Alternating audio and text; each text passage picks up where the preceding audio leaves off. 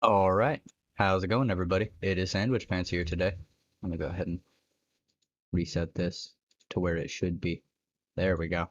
Nice and even on the everything. So, let's start with Texas. This is a climate change, Texas Power, and Cruz and Biden issue all in one. The largest U.S. oil refiners released massive clouds of air pollutants into the skies over Texas last week, as one environmental crisis triggered another. Data sent to a Texas Environmental Commission show power outages from the winter storm forced the 5 largest refiners to emit nearly 337,000 pounds of pollutants. The power losses forced the plants to flare or burn gases to prevent damage to processing units. The flaring darkened the skies of eastern Texas, with smoke visible for miles. Data show the pollutants include tens of thousands of pounds of benzene, carbon monoxide, hydrogen sulfide, and sulfur dioxide. A researcher at advocacy group Earthworks said the releases could have been prevented by winterizing facilities. Final figures on pollution releases are due to be submitted to the state in 2 weeks. The extreme cold, which killed at least 24 people, knocked out power to more than 4 million at its peak and caused widespread water shortages for nearly 15 million people. President Joe Biden approved a major disaster declaration for the state on Saturday, which makes federal funding available to affected individuals. Though Texas power plants are back online, nearly 40,000 customers remained without power as of Sunday afternoon. All right. So that's bad because that is a shitload of greenhouse gases and pollutants that affect our climate. Like a shitload. Almost a drop in the bucket compared to what we do like every year, but it's still not good. It's still really bad. And so we are going to see adverse effects the more that this kind of thing keeps happening. And if we don't get upgraded power grids, then we're just going to exacerbate and accelerate climate change, which is not the kind of accelerationism that anyone could want. Anybody, not a single fucking person, should want that.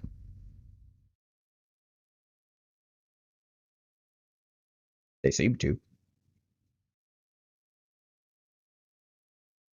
So we got that. Nothing going on here. Okay. Let's go with Biden urges GOP. Okay, so we're actually going to do stimulus stuff all at once. Let's go with a slightly bigger story.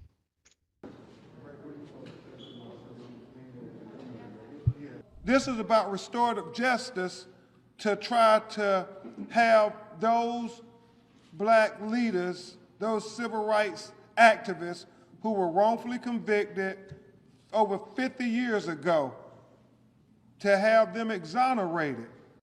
After Ray's passing, I found a confession letter that Ray had written and mailed to my father back in 2011.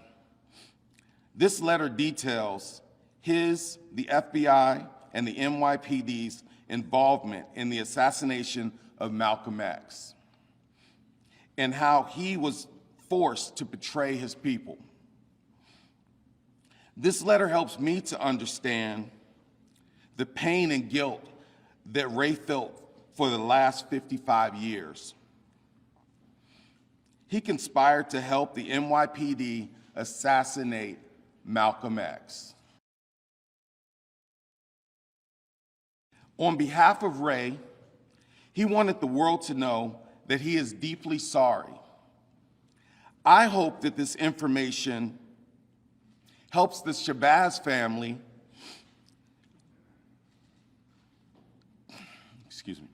to more clearly understand what happened to their father on that horrible day.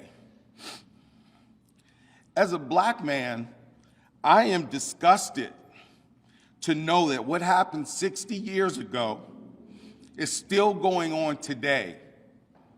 We are living under J. Edgar Hoover's Jim Crow system of policing our black and brown people. He is the architect of these constant injustices and tactics against our people. I am now going to give a copy of this letter to the Shabazz family. I intend to give a copy of this letter to Khalil Saeed's family, Walter Bowe's family, Thomas Johnson's family, Herb Collander's family, and Afeni Shakur's family. These are the families of individuals that I am aware of who have been falsely convicted due to Ray's actions. Jeez. That doesn't surprise me in the slightest. Not at all. Like, that is 100% believable.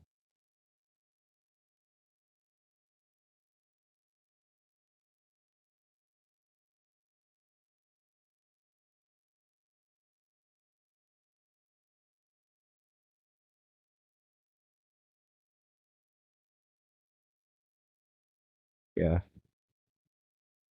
it's believable. Especially with the FBI having killed Fred Hampton and Mark Clark.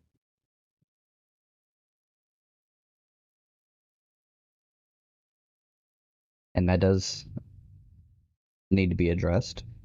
And we need to understand that similar things still happen today. Over policing of black communities definitely still happens today. It was a big push to do it more in the 90s.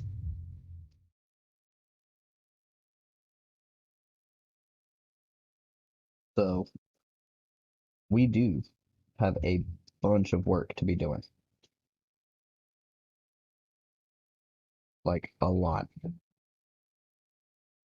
Let's not beat around the bush. Now this, at least, is a good thing. Both keepers indicted. A federal grand jury has indicted 9 members of the far-right militia, Oath Keepers. The indictment alleges the group plotted as far back as November to storm the U.S. Capitol and plan for a military-style attack. The superseding indictment on Friday charged Kelly Meggs and his wife Connie, Graydon Young, Laura Steele, and 2 others. In late December, the Florida chapter's self-described leader Kelly Meggs posted a message on Facebook about the January 6th rally in which he referred to President Donald Trump, saying, "He called us all to the Capitol and wants us to make it wild. Sir, yes, sir. Gentlemen, we are heading to D.C." 3 defendants, Jessica Watkins and Donovan Krall and one other, were previously charged for conspiracy last month. Yep. Watkins has pleaded not guilty. Krall has not yet entered a plea. Attorneys for Young and Kelly Meggs declined comment. Attorneys for the others could not immediately be reached. More than 200 people have been charged so far in the Capitol riots that left 5 people dead and caused members of Congress to flee.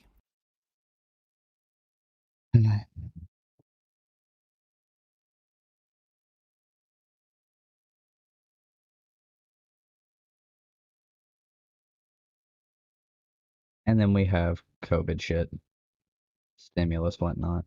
The United States is expected to cross a milestone later today that was unthinkable to most Americans a year ago. The country likely will reach 500,000 deaths from COVID-19. This as President Biden makes his latest plea for Congress to pass a COVID relief bill of nearly $2 trillion. NBC White House correspondent Kelly O'Donnell has details for us. Kelly, good morning. Good morning, Willie. The White House's top priority, this COVID relief plan, is expected to clear an important hurdle tomorrow when a House committee moves the bill forward. A critical week ahead for President Biden as he pushes for COVID relief. This is the United States of America, for God's sake. We invest in people. The $1.9 trillion package unveiled by... All right. Here's a criticism. Already, Biden has only been quoted saying one thing. And no, this country really doesn't fucking invest in people at all. It's really pathetic, actually. By House Democrats. On Twitter, the president answered citizens' questions about the next round of relief checks. Another $1,400 will be coming. I believe that it should go to people who, in fact, are in need. That is, working class folks and middle class folks. While Republican critics of the package say it's too expensive and a giveaway for progressives, the president is urging the GOP to get on board. My hope is that the Republicans in Congress listen to their constituents. According to the polls, there is overwhelming bipartisan support. An online poll from the New York Times and SurveyMonkey found that 72% of Americans who responded support the proposed stimulus package, even 4 out of every 10 Republicans. Yeah. Republican votes may be hard to get, but in an act of personal bipartisanship, President Biden went to visit Bob Dole, the former Republican Senate Majority Leader and 1996 presidential candidate, at his home here in Washington. It was a private meeting after Dole announced that he has stage 4 lung cancer, and the two have been friends for many years. Willie? Yeah. Yeah.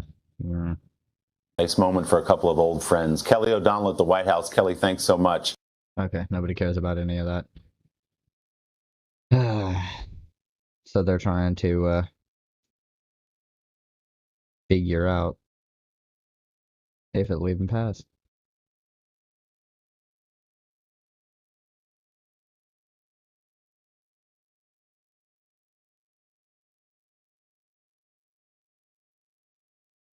IRS tax return could decide your third.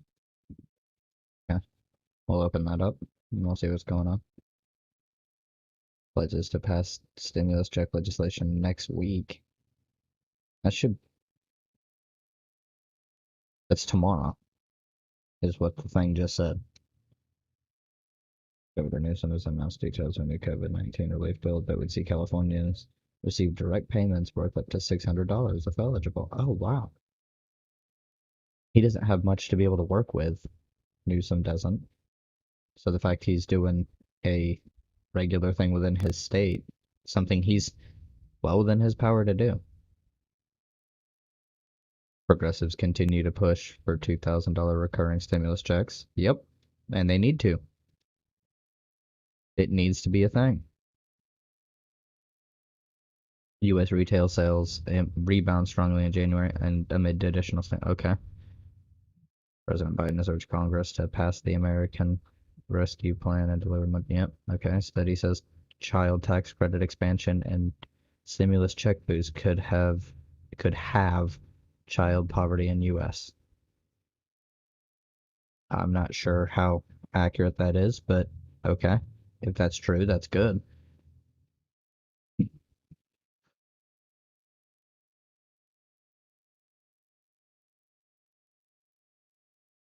Your AGI, annual gross income, information you need to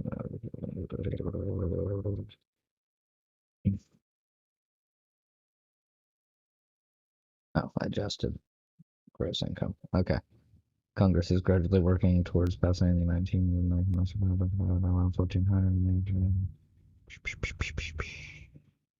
Your gross income is the total amount of money you receive in a year through wages, dividends, capital gains, business income, retirement distributions, and any other income streams you may have. Adjustment can be accrued through educator expenses, student loan interest, alimony payments, and contributions to a retirement account, which are all expenses to be deducted from your gross income below your AGI. Therefore, your AGI may be lower than your gross income, but can never be higher than that. In the case of above together, use a single figure. AGI less than 150,000 a year, single with less than 75,000 per year. If you're making 75,000 per year in 2020, that's fine.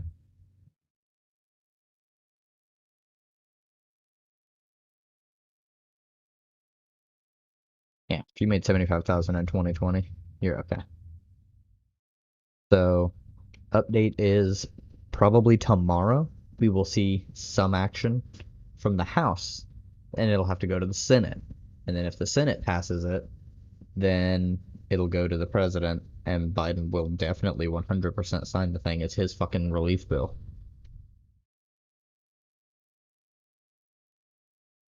So that's a thing. Let's go to. Yeah. We'll go back here.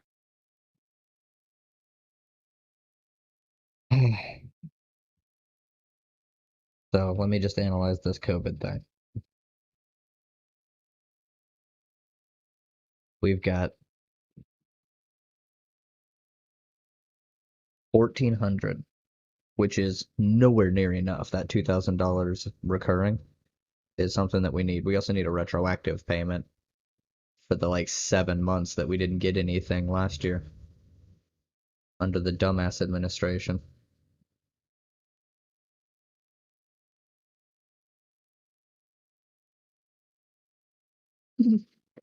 Wait, what? Haven't looked over any Sean Hannity or anything like that in a while.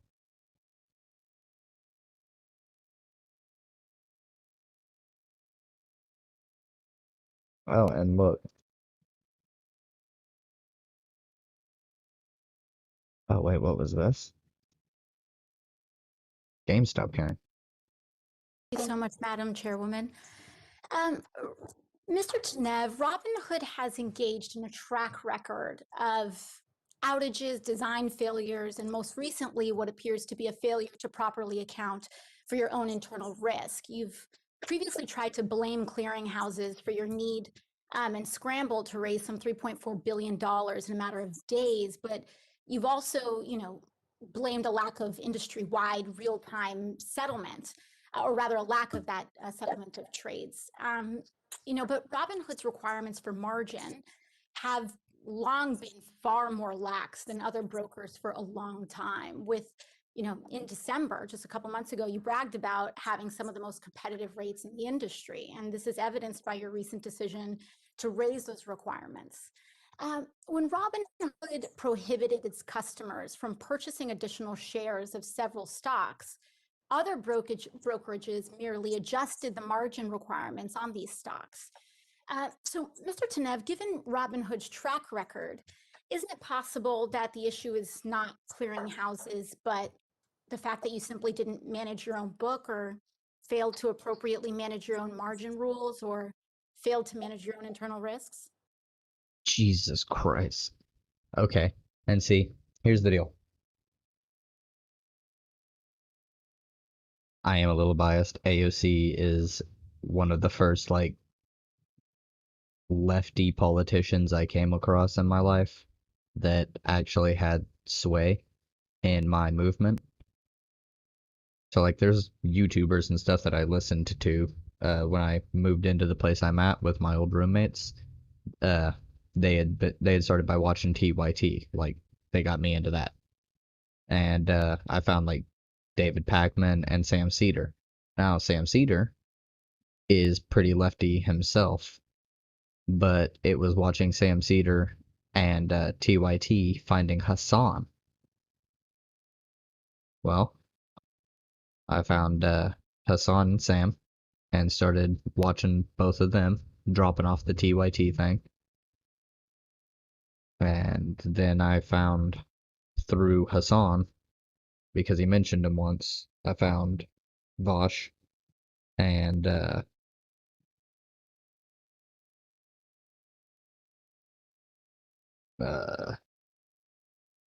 through Vosh I found Hakeem and Socialism Done Left.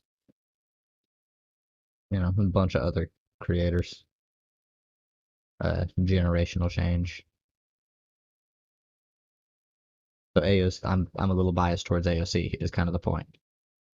But people say that she doesn't understand economics, right? Well, this just proves right here that that is false as fuck. Thank you for this question, Congresswoman. Let me address the margin point because I think this is an important one that has been under discussed.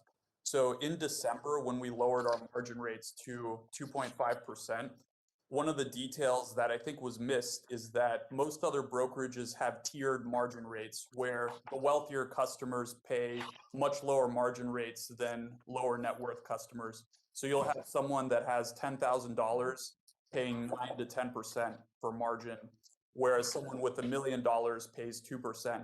So our approach was give everyone a uniform rate so that wealthier customers are not advantaged with lower rates than lower income customers. And I think that's a unique approach in our industry and is representative. Thank you. I have to apologize. I have to reclaim my time for questioning.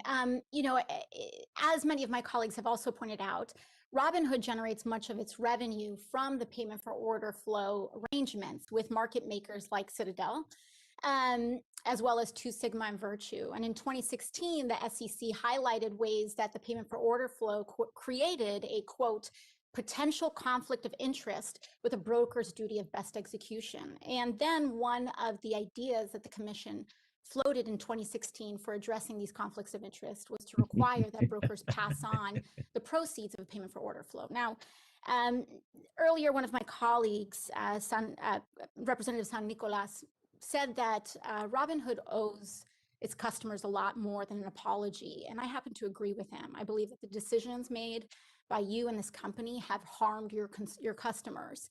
Mr. Tenev, would you be willing to commit today to voluntarily pass on the proceeds of the payment for order flow to Robinhood customers?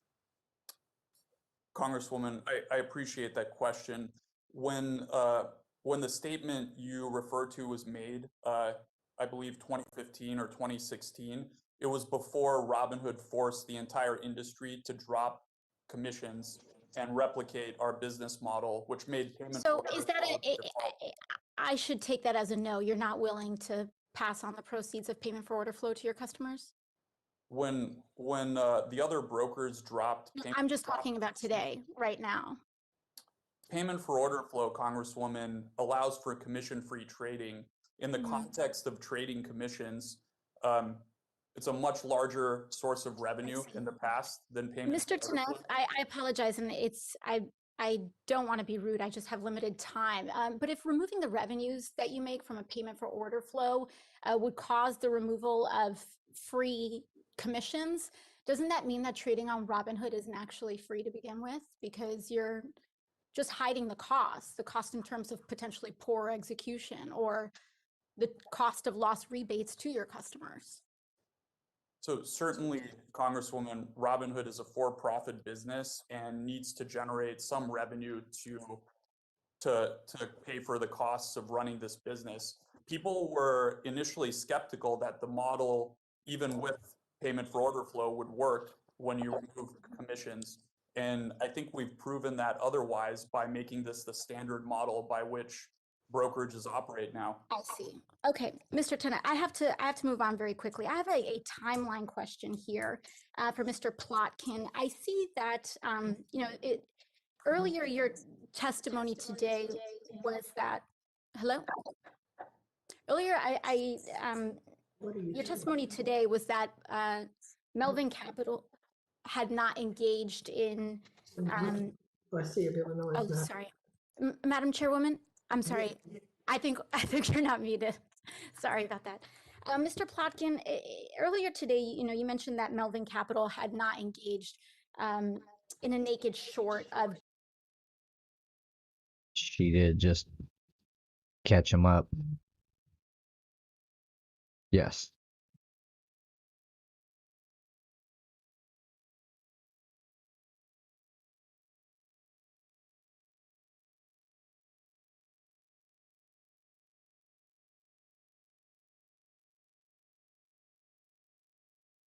And I don't see anything about AOC distributing goods in Texas.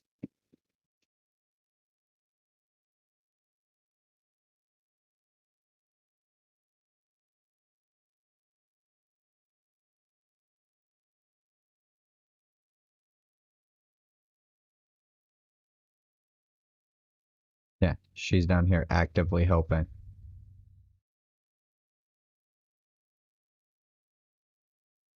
But that's a Mother Jones thing.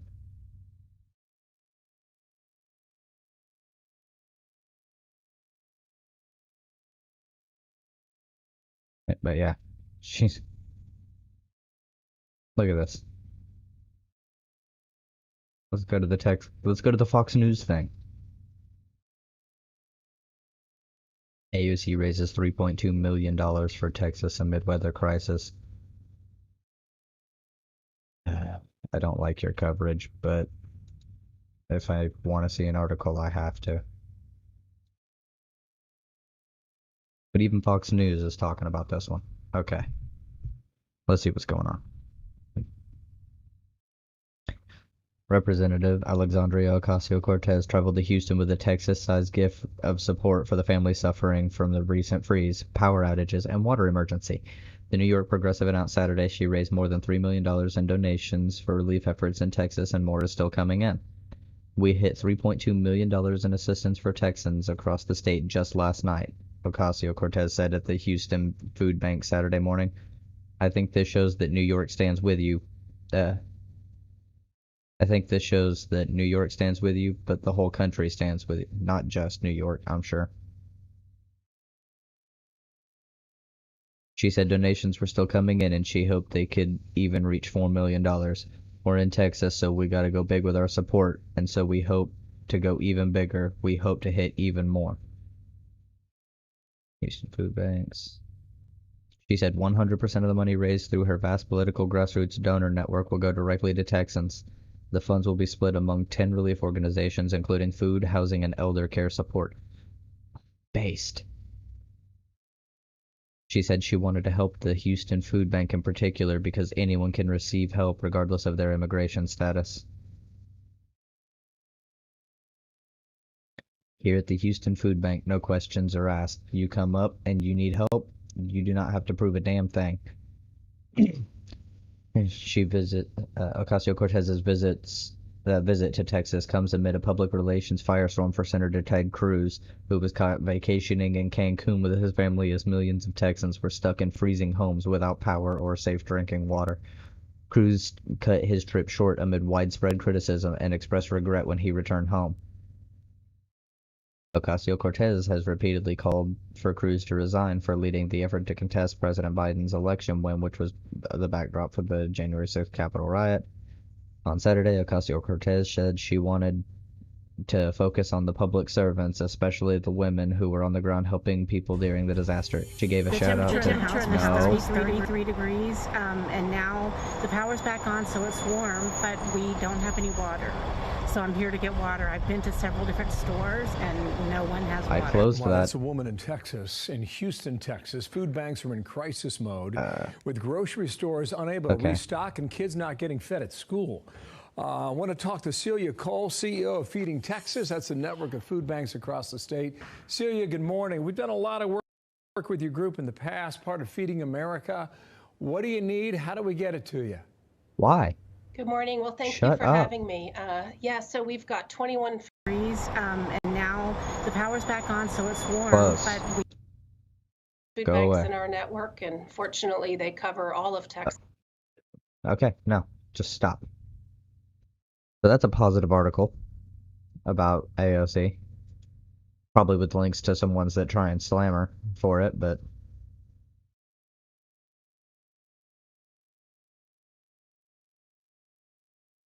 Okay, let's see what's going on here.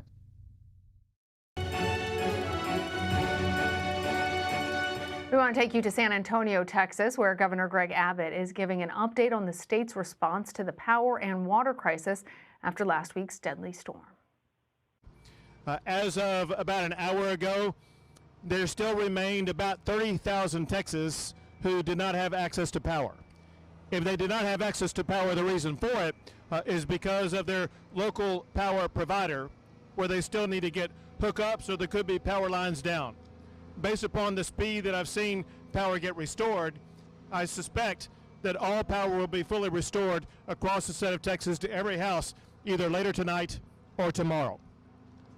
After power, our next concern was to ensure that water is restored. You will hear more about water being restored shortly from the Executive Director of the Texas Commission on Environmental Quality. Bottom line is this. We are working, we being the Texas Commission on Environmental Quality and the state of Texas, we're working with cities as cities and localities work to get their water power back up and running. We continue to get updates during the course of today as well as last night showing that the water is being restored to communities across the entire state. That's good. They're actually doing something. Now, we understand the enormous challenges that our fellow Texans are facing right now because of either power outages or shortages of water. It's because of challenges like that that we gather here today. What's taking place today is something that has taken place before today, and that is you see aircraft like this that has been flying water into Texas and then deployed across the state of Texas. So far, the effort has been led by the Texas National Guard working with the Department of Defense and FEMA. Together, they have flown 8 helicopters, flying 25 missions, 4 airplanes, flying 19 missions. Oh no, I didn't realize FEMA was a part of it. The FEMA camps! The FEMA camps! Yeah, okay. Who knows? Maybe this will start to radicalize Texas. Oh my god, the socialists came to help us. Look at that. It's the socialist. What's she doing down here? She's not from Texas. Why is she down here? She coming to laugh at us? What? That's money. And food. And she's actually helping.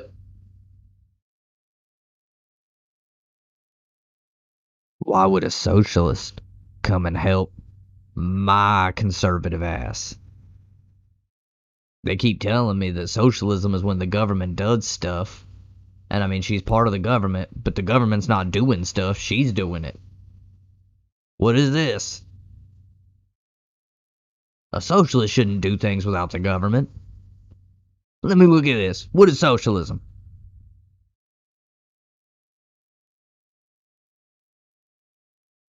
And I do want to send my gratitude to North Carolina and Kentucky, who also sent aircraft to assist. There have been a total of 162 truck deliveries that have delivered more than 2 million bottles of water. And they, through helicopters and airplanes, they've delivered more than 1.4 million bottles of water. As you can see today, there'll be millions more delivered. The state is working with local communities to set up distribution locations.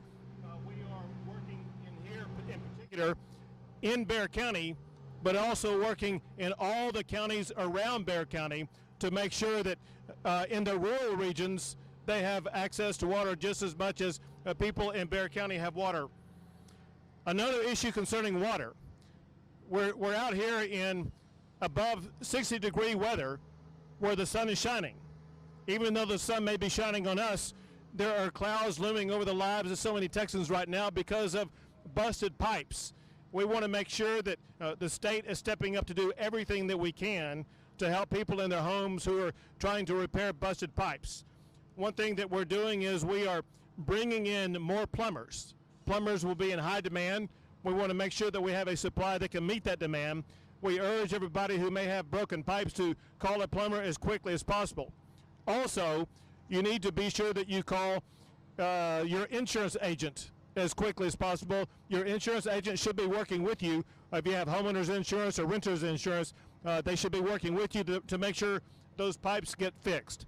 If you do not have insurance, you may qualify for a FEMA reimbursement. We have had FEMA assistance granted by the federal government, and a part of that is individual assistance that will assist individuals whose homes or apartments have been harmed because of the winter storm. If so, you will need to document any type of loss that you have. You'll need to be in contact with your local emergency response coordinator to make sure they have that information so that calculus will be provided to the federal government so you can get a reimbursement. In addition to water, we're also very concerned about making sure that we get food to the Texans who need it. There are so many Texans, too many Texans, who have gone hungry over the past few days. We are proud to see several things happen. One is there were some grocery store shelves that were empty just a few days ago. One reason they were empty is because their delivery trucks were unable to get to those grocery stores. With the snow and ice being cleared off the roads, there have been truckload after truckload of food deliveries to stores across the entire state of Texas, including right here in Bexar County. Your grocery store shelves are getting restocked as we speak.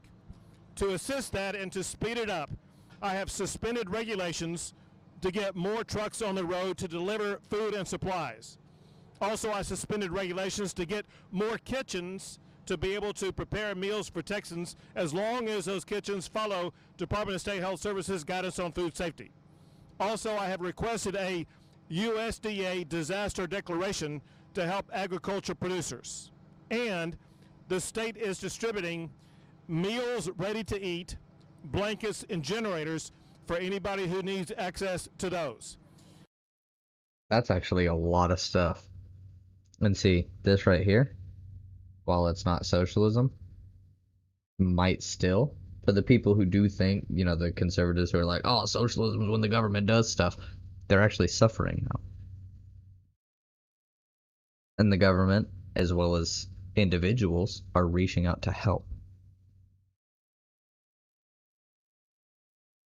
But are they going to know what to do?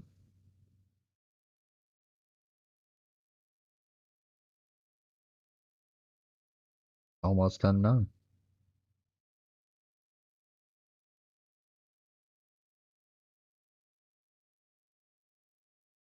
Let me mention one last topic, and that is something that is alarming Texans across the state, and that is skyrocketing electric and power bills. Texans who have suffered through days of freezing cold without power should not be subjected to skyrocketing energy bills due to a spike in the energy market. So I held an emergency meeting yesterday with legislative leaders to begin the legislative process to shield Texas families from unreasonable bills. This is something that is being fast-tracked that legislators are working on as we speak at this moment in time right now. We will have meetings this week to get to the bottom of this, but also to provide relief and support to our fellow Texans. One thing that we had during that meeting, it was very productive in the sense that it was a bipartisan meeting, and Senator Royce West in particular pointed out, we need to put partisan issues aside, work collaboratively together to deliver solutions for our fellow Texans. Along those lines, as we are speaking, there's a meeting being held by the Texas Public Utilities Commission announcing this relief.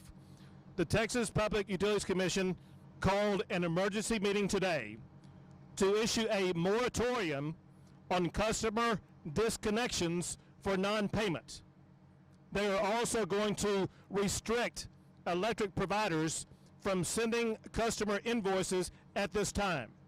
And this pause will give them time to address the electric and power billing challenges that Texans are seeing.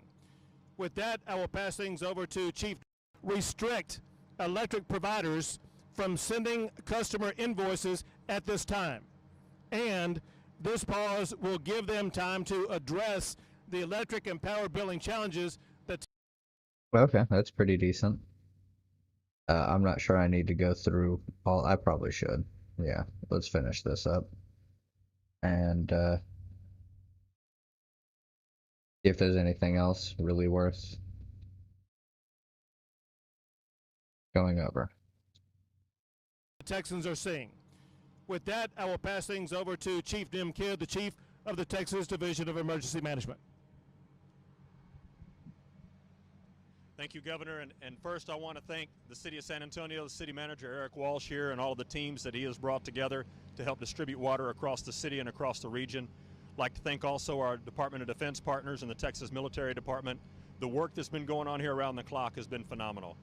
We will continue to bring safe drinking water into homes for as long as it takes. I also want to thank our FEMA partners. So far, just under 90,000 residents have called FEMA at 1-800-621-FEMA or gone online to disasterassistance.gov and registered with FEMA. I've had many conversations with the FEMA regional administrator, and we are actively working to add additional counties for individual assistance as those damage assessments come in. Governor, we'll turn it over to General Norris now. General. Yes, sir. A couple of things, General.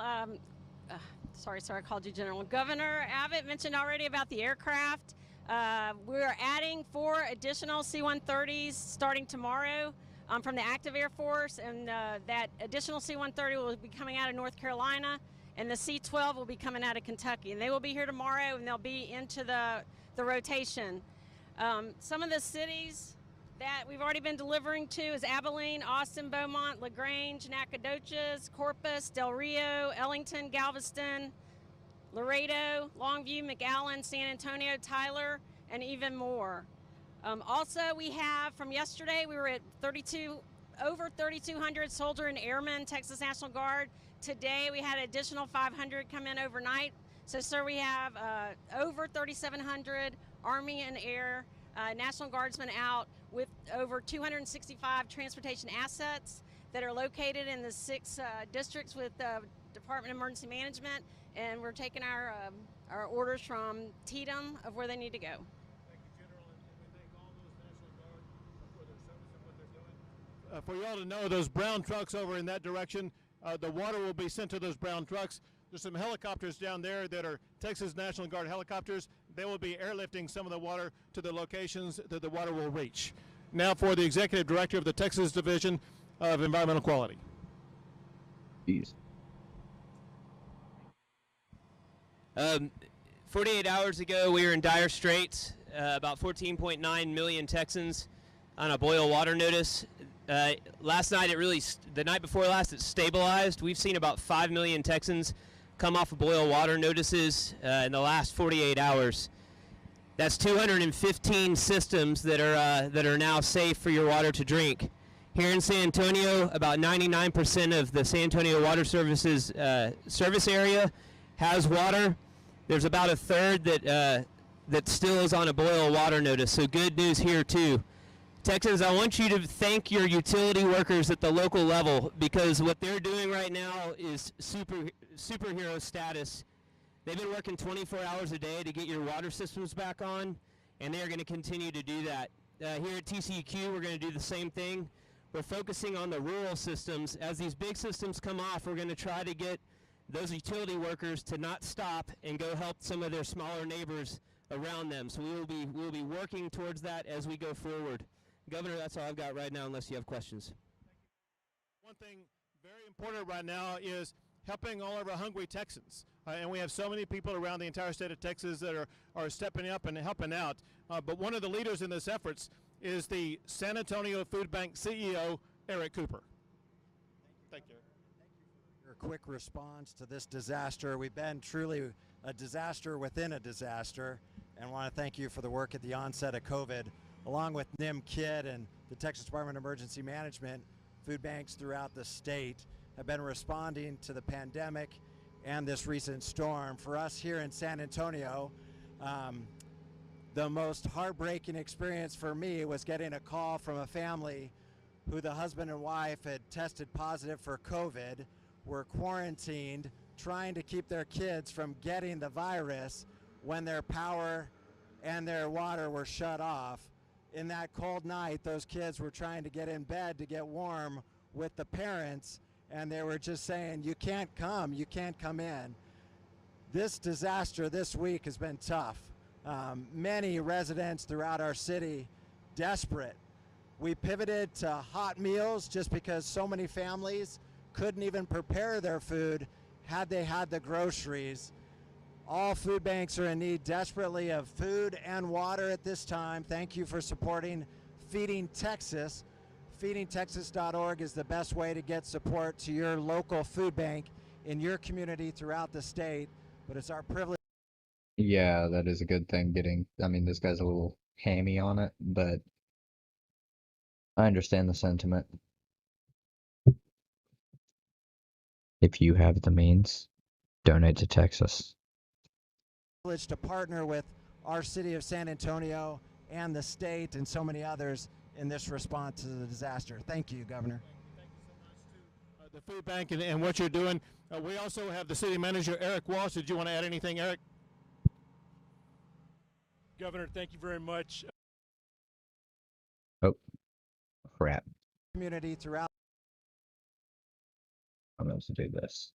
the state, but it's our privilege to partner with our city of San Antonio and the state and so many others in this response to the disaster. Thank you, Governor.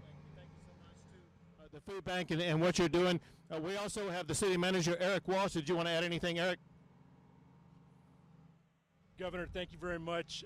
Just a quick update on what the city of San Antonio is doing. We purchased 500,000 cases of water, started receiving delivery on Friday night.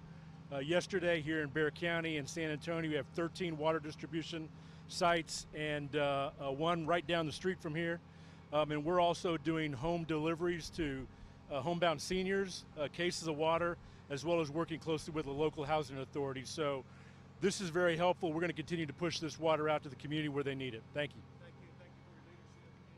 And we're also working with a federal partner. Someone who's helping us in that effort is Congressman Tony Gonzalez. For coming to San Antonio. I appreciate everything that you and your team have done during this crisis. You know, when the crisis hit, the community came together. Nonprofits, everyday neighbors came together, and that was great to see. What was also great to see was the federal government, the state government, and local government came together. And we see that today. We have a DOD plane. We have the Texas National Guard that's getting distributed amongst the community. That's what we need. I look forward, the Texas delegation, congressional delegation, looks forward to working with President Biden to make sure that all 254 counties of Texas are represented. I'll also highlight this. We're at Kelly Air Force Base. Jeez. Okay. This guy's voice is a little grating to me. I'm sorry. Kelly was shut down years ago. It is great to see Kelly Air Force Base lead this effort. Today, we're delivering water. Hopefully, tomorrow, we'll deliver vaccines. Take some questions. Do we have a microphone so I'll be able to hear? We'll take questions.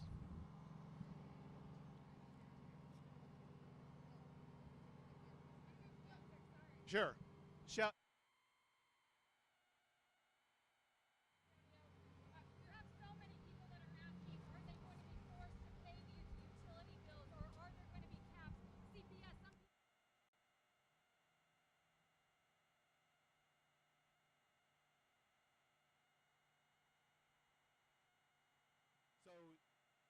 The issue about utility bills and the skyrocketing prices that so many homeowners and renters are facing is the top priority for the Texas legislature right now.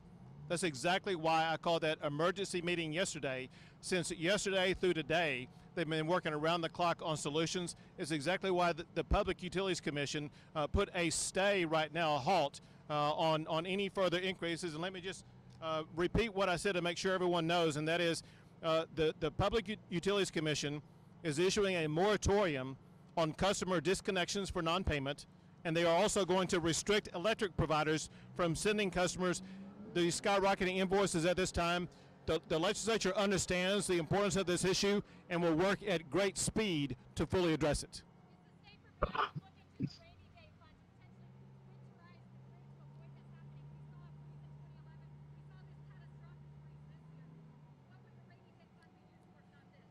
First, to be clear, we will not end this session until the state of Texas is, and all of its power generation capabilities, is fully winterized, so we never go through this again. With regard to that thing you guys didn't want to do previously, now you're like, oh shit, we should probably have done that. I don't mean to laugh because people suffered because of it, but Jesus Christ.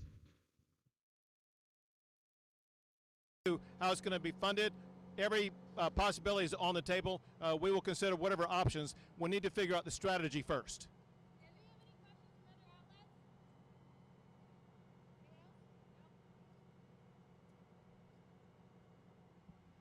Okay, I think it's just questions at this point. Okay, so this is relevant. America First PAC.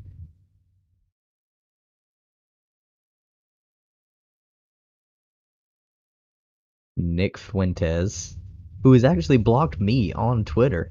Yeah. Super happy about that one. Because, fuck Nick Fuentes. He's a Nazi. Vincent James, also a Nazi. Michelle Malkin, pretty sure she's a Nazi. John Miller, white supremacist. Steve King, I'm pretty sure, wasn't Steve King, isn't Steve King pedophilia accusation?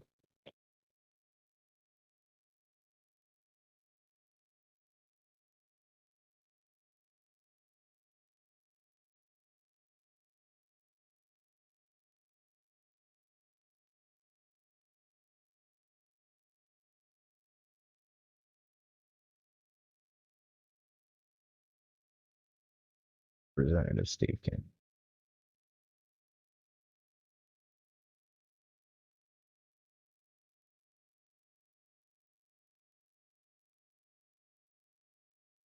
Da da da da da.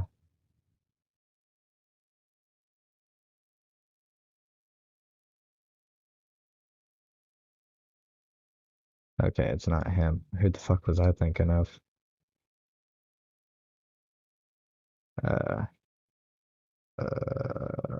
What do they call those things?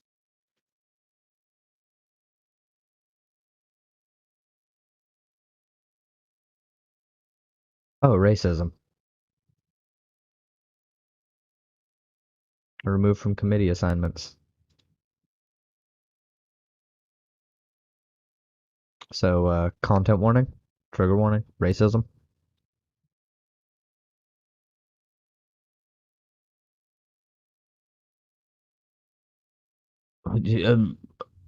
Oh my god. Okay, yeah, so if you don't like racism or horrible language, rape or anything like that, I would suggest not tuning into this little bit. Come back in like 5 minutes. Do do do do do do do do do do do do. Okay. Republican Representative Steve King of Iowa questioned on Wednesday whether there would be people left on Earth without rape or incest. Bipartisan avalanche of criticism. What if we went back through all the family trees and just pulled out those people that were the products of rape or incest? Would there be any population of the world left if we did that? King asked at the Republican event in Iowa. Considering all the wars and all the rapes and pillages that's taken place and whatever happened to culture after society, I know that I can't certify that I'm not a product of that. both Democrats and Republicans condemned. Yet the disturbing remarks highlight King's long history of incendiary, often racist comments. Here's some of the most disturbing ones. At a Las Vegas rally in 2006, King characterized the deaths of Americans at the hands of undocumented immigrants as a slow-motion Holocaust. Jesus. In 2009 speech railing against the Affordable Care Act, King said its contraceptive coverage threatened the birth rate of white Americans. Preventing babies being born is not medicine. That's not constructive to our culture and our civilization. If we let our birth rate get down below the replacement rate, we're a dying civilization. God damn.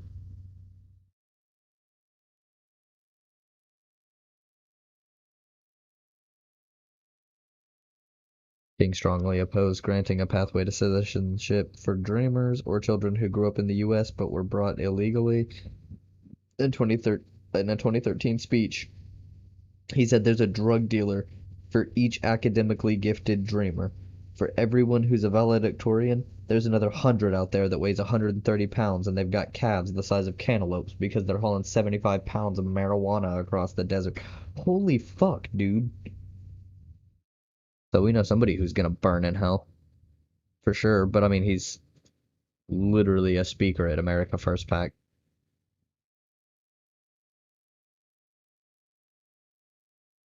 During the 2016 RNC, King claimed that non-white peoples have not contributed to civilization as much as whites. I would ask you to go back through history and figure out where are these contributions that have been made by others, these other categories of people you're talking about. Where did any other subgroup of people contribute more to civilization?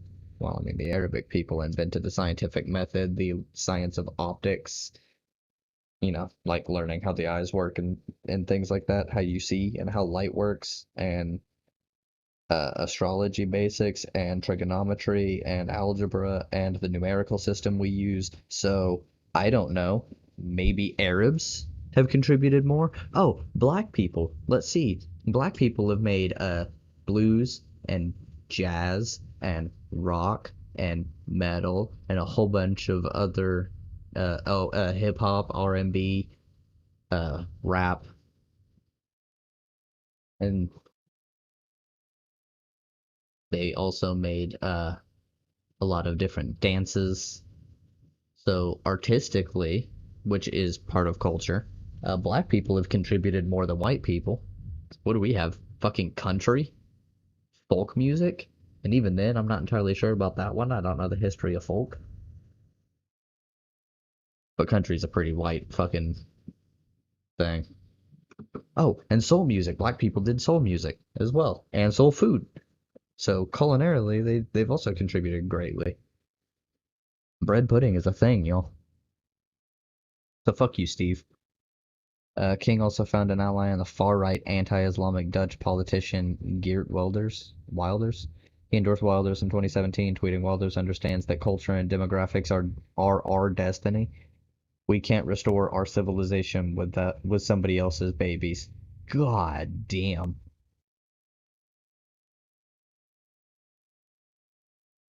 King also claimed in 2017 that white civilization was being wiped out as a result of the migrant. Okay, so the Great Replacement myth.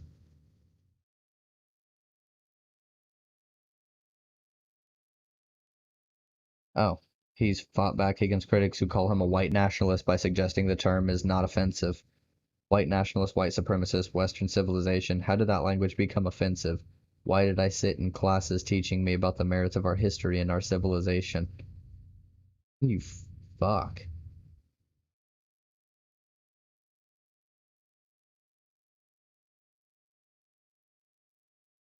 This was 2019. He needs to have been gone.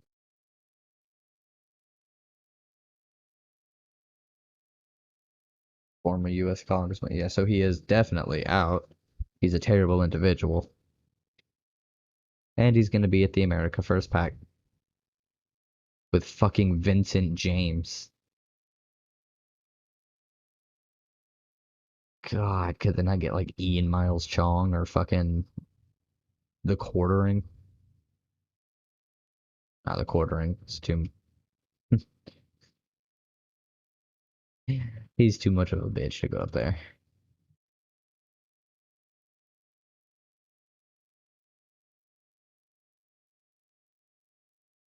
No, no.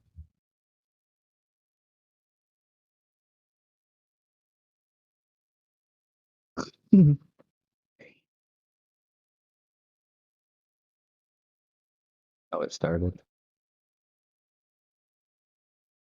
Iowa is not safe for Repubs. Schulten has been campaigning there since he barely lost to King in 2018. I believe Schulten wins a close election in November. You're delusional as fuck. Trump won all 4 districts in 2016. Trump, yes. Congressional seat number, no. 3 Dem victories in 2018. Gonna be 4 this November, plus a Senate seat. Ernst is done. Delusion that.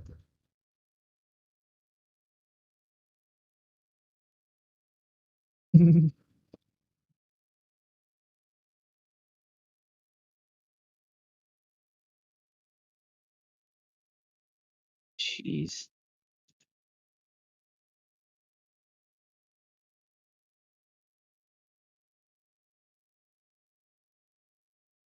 Not good.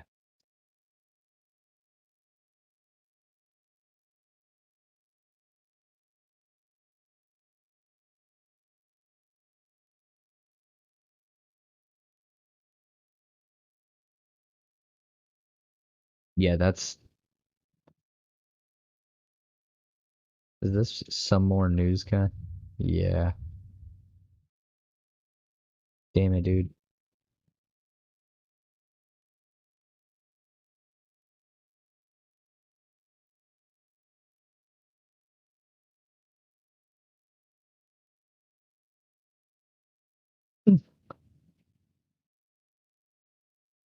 Wait, Bollier lost.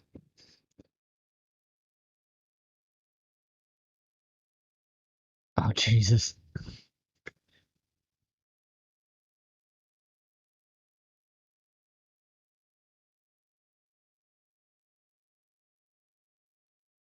Wait, what? Hold on.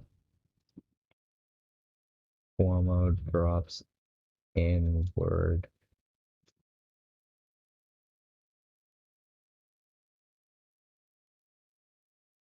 Wait. Okay, that was last year. Is that a pin? No. Did he actually? Hey everybody, I'm Adam Cooperstein and this is News 4 Now for Tuesday, October 15th. And we start with the weather because get ready. You know what? The second nor'easter. That's old news anyways.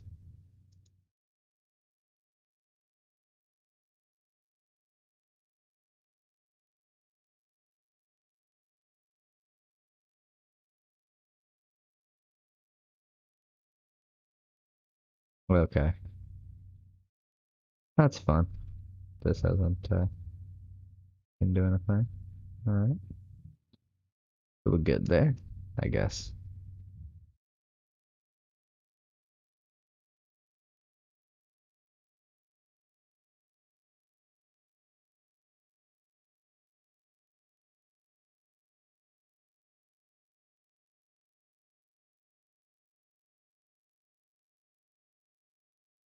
I need to stretch my legs.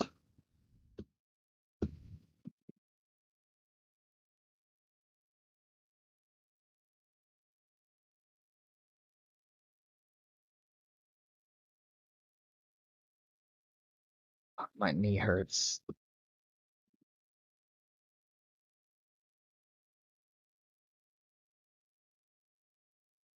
Hold on, what is this? Have a good life. We will see you soon. U.S. President Donald Trump will appear in public for the first time since leaving office last month, speaking at a meeting of the U.S. Conservative Political Action Conference. Wait, he hasn't left his house? He hasn't been in public? Or CPAC. A source familiar with Trump's plans told Reuters, quote, he'll be talking about the future of the Republican Party and the conservative movement. His address will come as his Republican Party appears riven between a faction unwaveringly loyal to the 45th president and another seeking to put Trump behind them. The former reality TV star's tumultuous 4 years in office were capped off by his second impeachment trial. this time on charges he incited an insurrection that led to the violent Capitol riot on January 6th. 10 Republican representatives and 7 Republican senators sided with Democratic lawmakers against Trump. Even though he voted to acquit, Senate Minority Leader Mitch McConnell gave a blistering speech blaming Trump for the violence. President Trump is practically and morally responsible for provoking the events. Okay. Yeah, he's gonna go over that. So, because of the America First PAC, and I'm pretty sure even if he's not going to, if we need to spend the next 4 years, literally the next 4 years, taking liberals and some of the disaffected, I could say, some disaffected conservatives.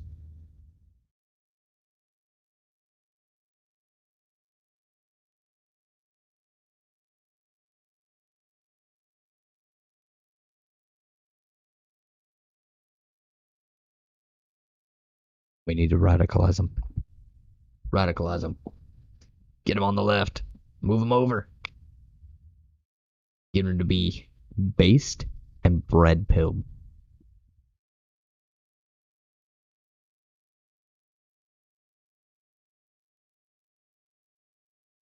Da, da, da, da, da, da.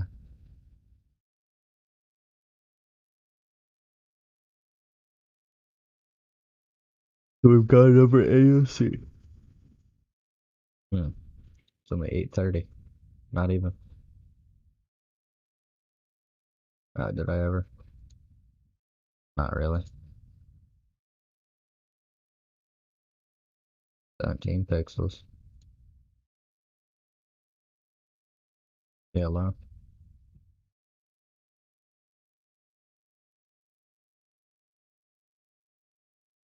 And give it the 3%. Alright.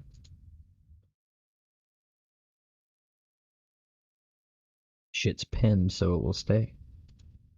And that, yep, still there. Good to know. Hour and 7 minutes. That's pretty decent for me. Haven't been here the entire time.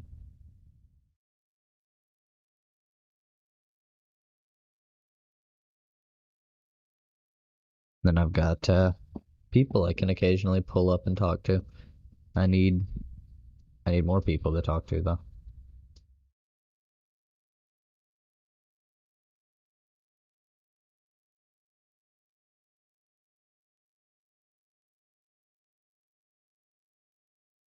So what to do here?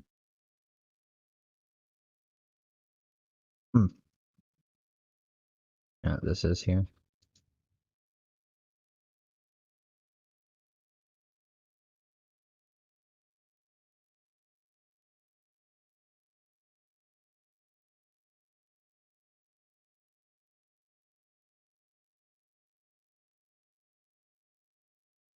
Acting like I got something.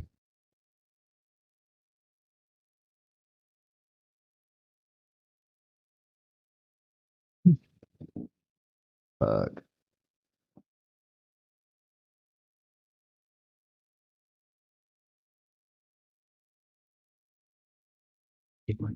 I didn't know Shaquille O'Neal had a rap album.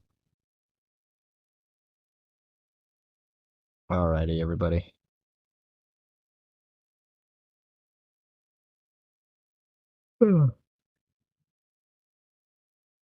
I think what we're gonna do. Ooh.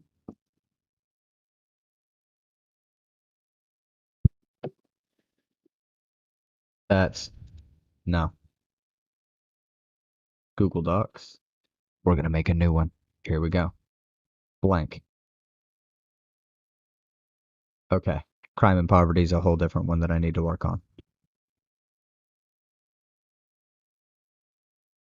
Let me center my fucking text. 25. Bold and underlined. Okay.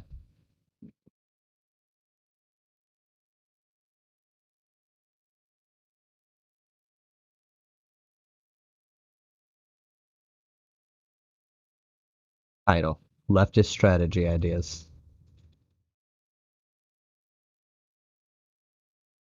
And then I think I need to do a numbered list for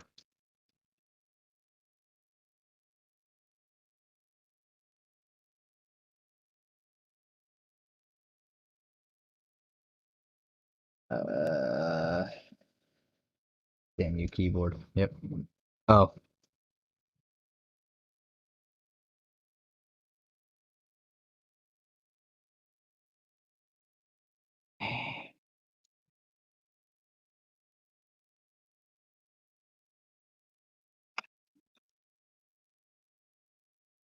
Speaking to libs.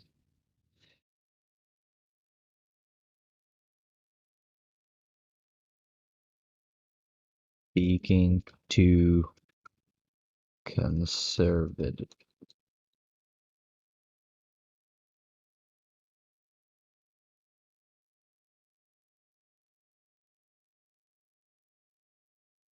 Nope. I need it to be bold, underlined, and a numbered list.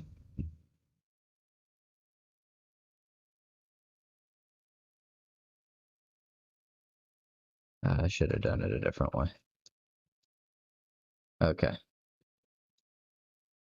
Let's cut this.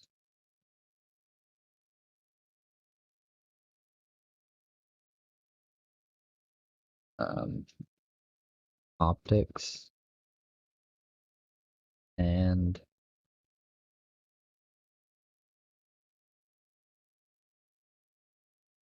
policy. Let's do these three. So we can turn off the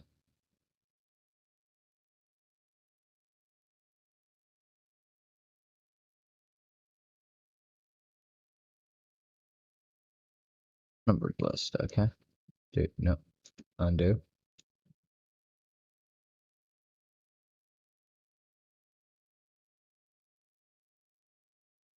Undo. Okay. Here we go.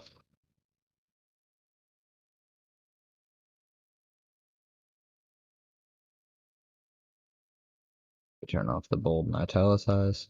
Boom. Rhetoric. Control B. Speaking to libs. Speaking to conservatives.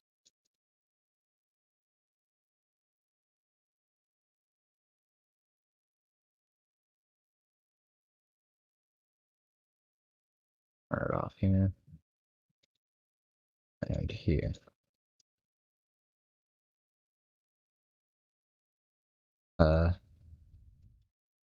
How to look good in front of different audiences.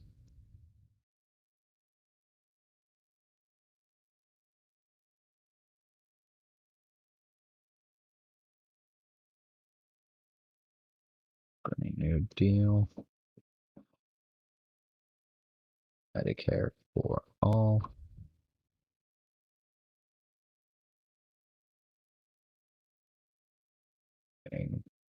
Living wage.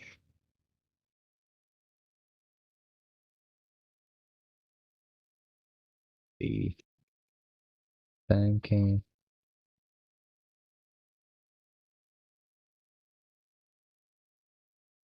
Loans for worker co-ops. All right. Here we go. These are the main things that I'm looking at as it stands. What the heckers? I was wanting to turn that. Okay. So this is something we're going to be working on over time. This is the title of the document. Boom.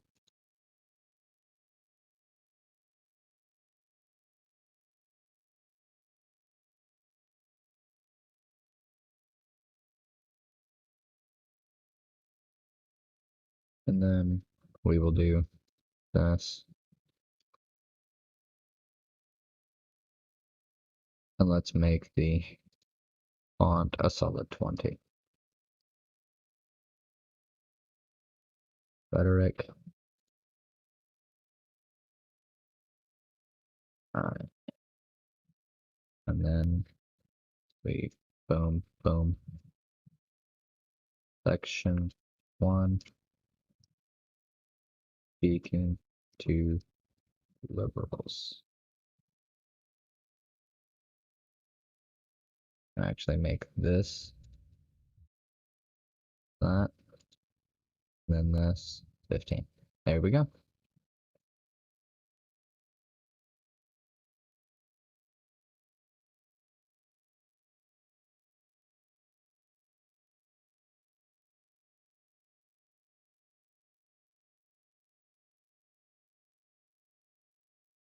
So this is going to be the beginning of a document that we work on.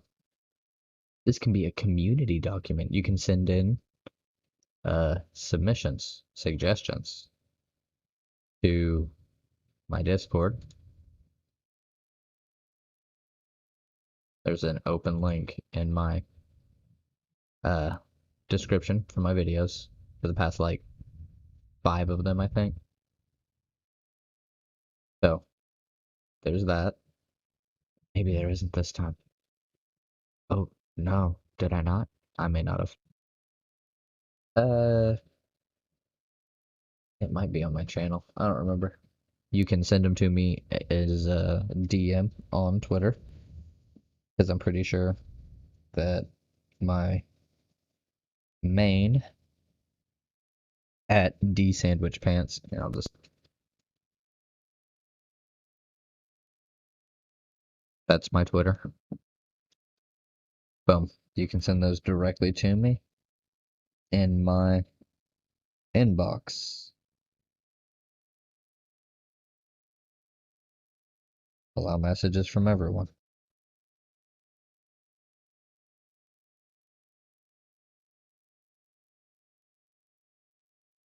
Yep. I just check, make sure we're good. You can just send me messages on how to work on this. So speaking to liberals, appeal to logic and facts more than emotion. Liberals love emotional appeals, but it doesn't sway them the same way. So you need to put more logic and facts than emotion. You can interplay the two of them, but you need to make sure that you're giving them evidence. Because without evidence, they ain't gonna trust you. They're not gonna listen to you. They may trust you, but they're not gonna listen. They're gonna be like, well, this is all just an emotional appeal.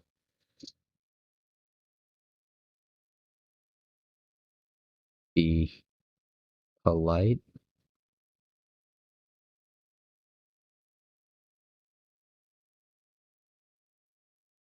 Stay calm.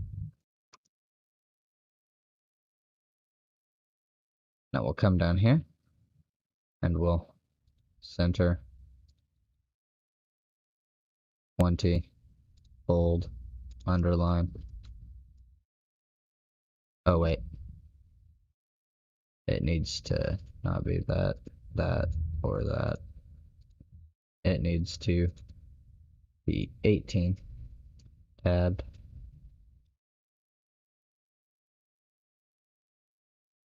Section 2. Speaking to conservatives. Boom, boom. 15. Appeal to emotion more than facts and logic. Couch all rhetoric in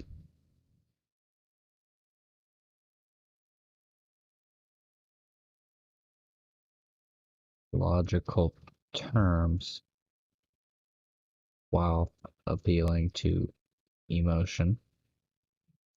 So you make it seem like it's the logical thing. That's going to be the hard part. You have to make it seem like what you're talking about is the logical thing while appealing to emotion. Like with Medicare for All, you'd be like, look, a lot of fucking people die because the system is screwing us, all right? It really is. You are getting ripped off by these insurance companies. They're standing between you and your doctor. You want freedom, freedom of choice, freedom of life and liberty. What's the most essential thing to life? Being able to stay healthy. What's more liberating than being healthy? To be able to go and do the things you want to do.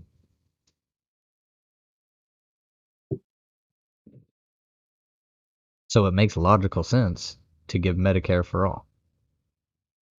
It costs less. Oh, couch policy and fiscal responsibility.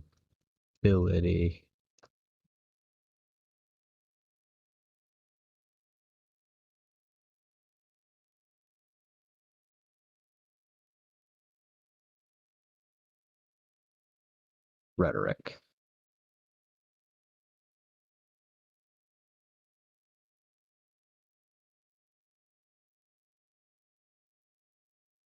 Believe their thought leaders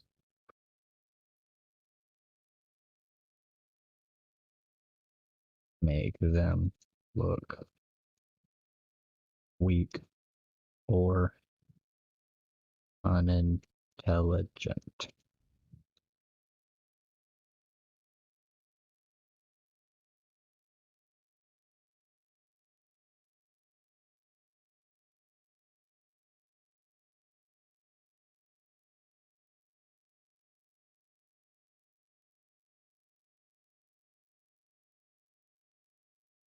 That's a big one. And I'll even put a little caveat in here. Conservatives follow strong personality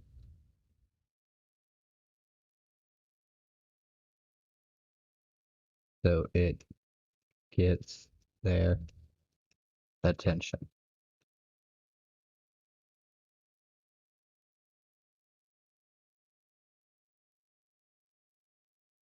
Conservatives follow strong personalities so it gets their attention. If you make their thought leaders look stupid or weak and pathetic in their eyes, they're more likely to start to look at you.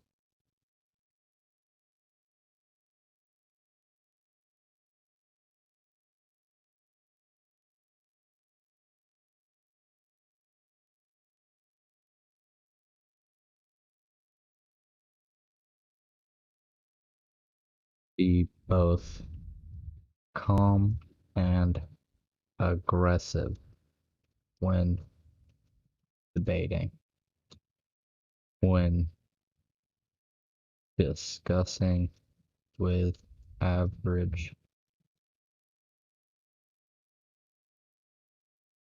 conservative tone back aggression for compassion.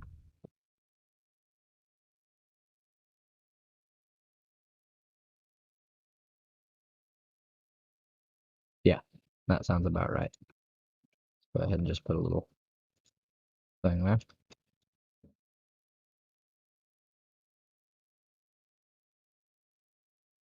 You have to stay calm, bemused, but also attack with fire.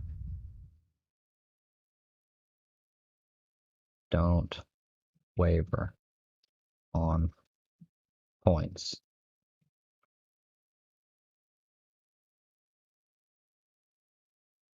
Don't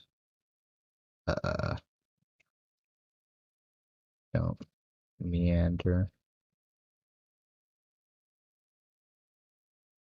ramble, go on tangents too often.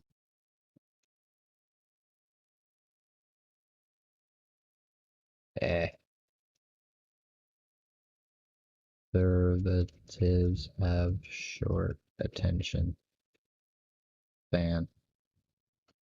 for this tactic. Because they do. They really do. Try to use hypotheticals to bolster your points.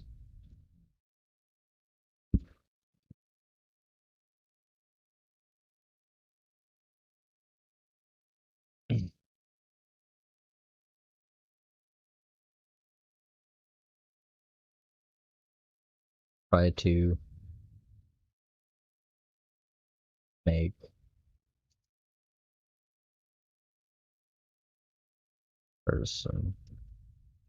person's argument fit your point, if possible.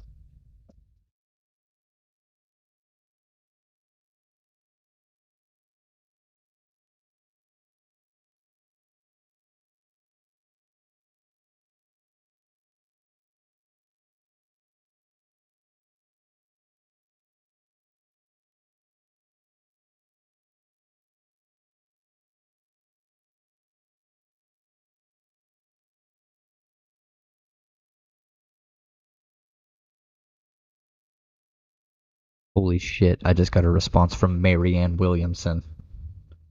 That's the most validated I've been on Twitter ever. Orb Mother. Oh, the Orb Mother. She has replied. Ooh, and I'm on my official one. I'm live right now.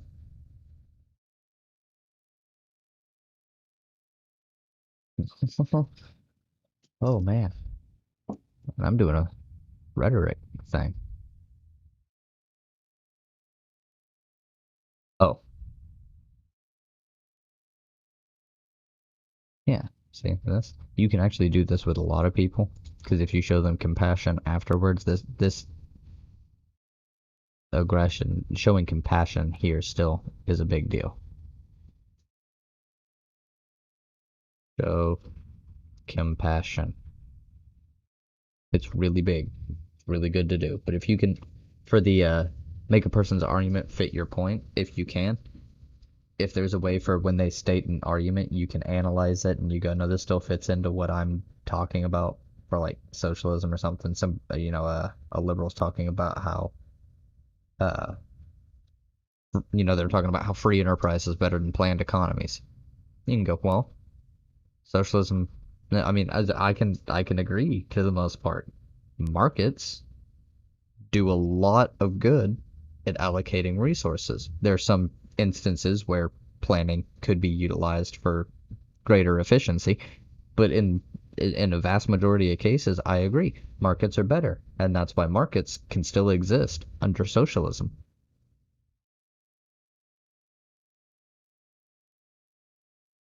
Pretty quick. And you've taken their markets argument, and this also works with conservatives, but it takes their argument. That's just rhetoric in general. So let's do that.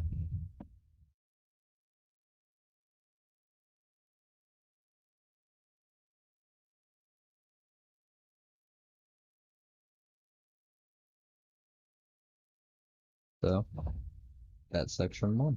What do you guys think? Or, well, everybody. What does everyone think? I'll work on that one. I call a lot of people guys, or a lot of groups guys, but that's something I'm working on.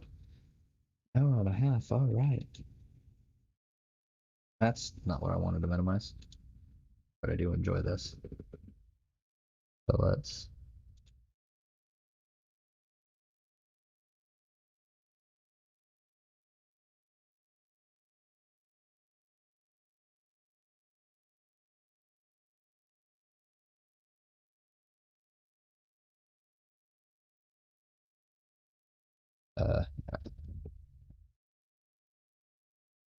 public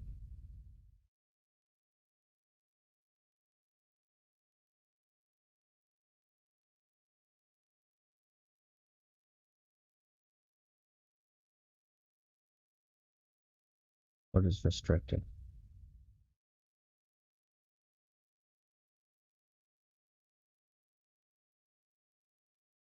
Yeah, viewers are fine. That's fine. Done with that. I guess I'd have to publish it online? I don't know.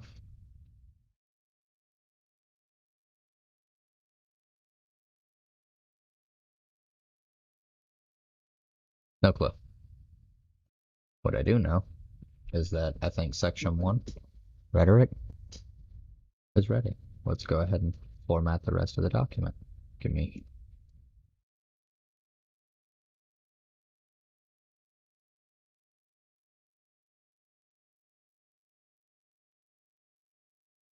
And I'll make this one 20, and it's boom, boom. Optics. How to look good in discussions. Boom, boom. Wait, no. Boom, boom.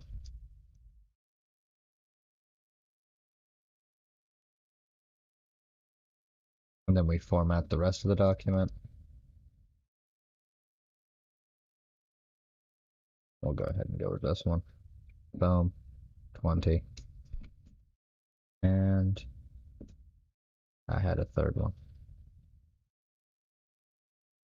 Policy.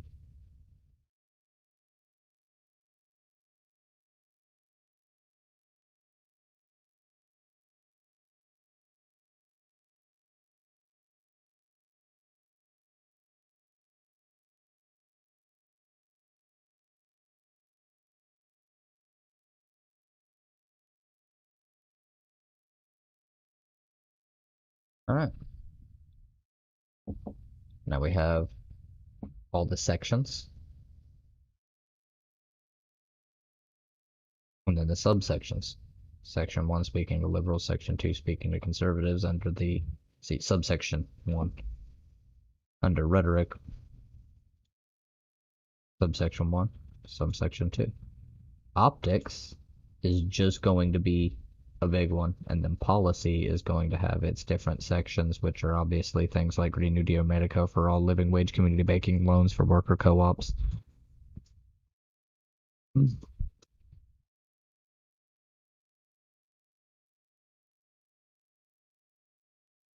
should have kept the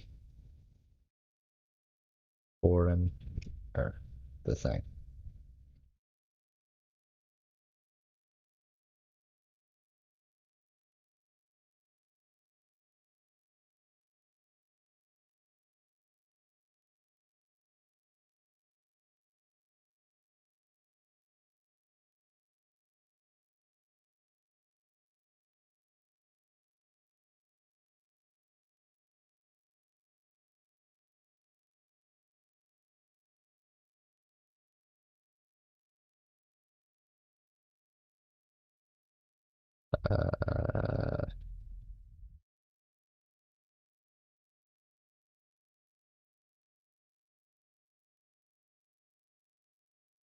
Direct action.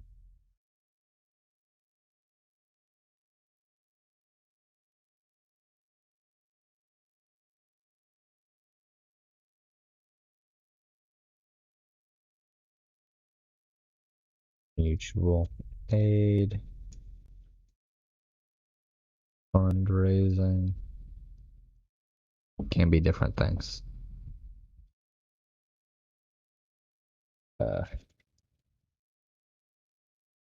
Community gatherings.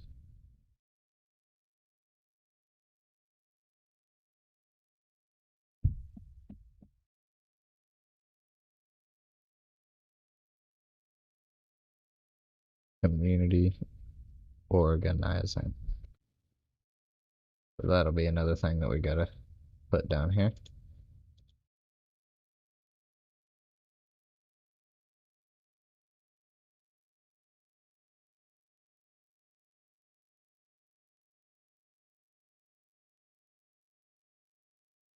Direct action.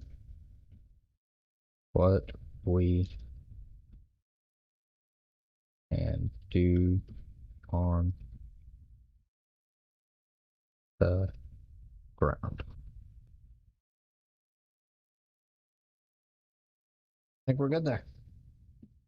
4 different sections. Rhetoric, for when you're engaging in discussions, or campaigning, even. Optics, how to look good in front of audiences. Policy, things to discuss, both with regular people and things to push for from elected officials. Or if you want to run on things to run on. And then direct action, things that you can do with whether you're running or not. So I think that's 4 good sections to go over for this document. It is almost 9 o'clock. I think I'm going to spend the last hour of this playing some video games. And by video games I mean playing some Magic and potentially having a discussion. Did that keep this up? Seems to have.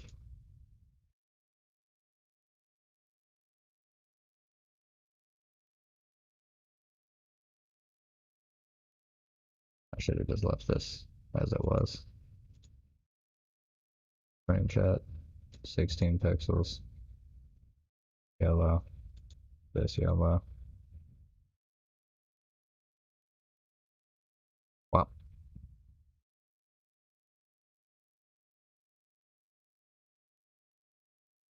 There we go. Alright. We'll be back here in a minute.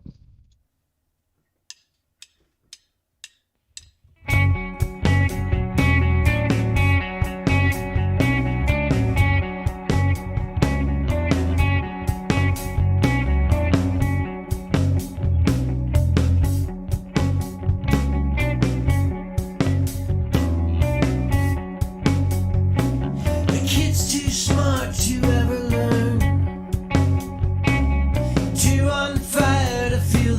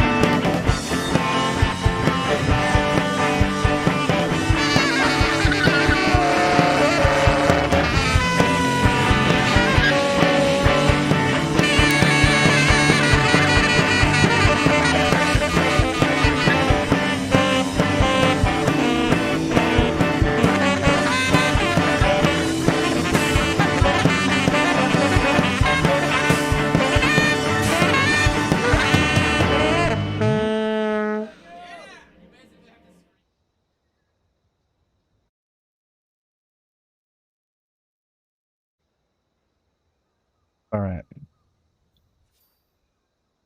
Oh, that. Not right now. I'm sorry, Yoda. I have some standard to play. I've already done a lot of work today. I end up doing quite a bit on weekends, to be honest. God, did I leave both my lighters in my coat? I did. Give me a minute. Give me a minute. I'll be right back.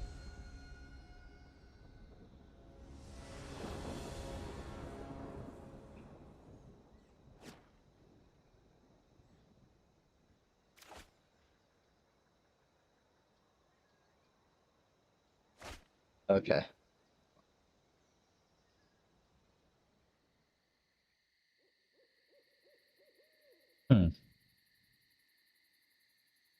This hand is awful, but we'll keep it. I'm likely to draw something. A Fabled Passage or something to get me green. Temple of Malady or something.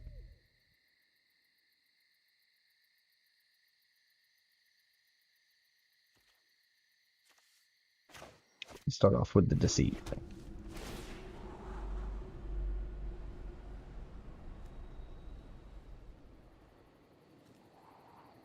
Won't be casting that for a minute.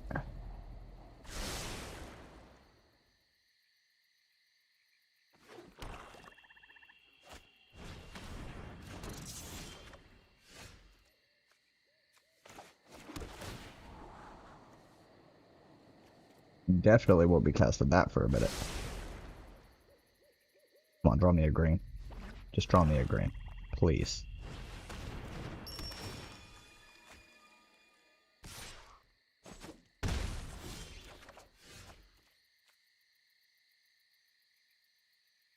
Nope. It's like, who do you think you are?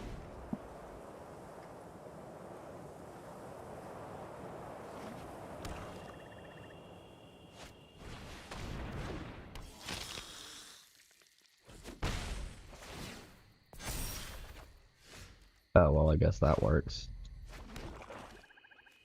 Like, at least give me something that I can do. My quest is not over until peace has blessed. I am proud of my comrades.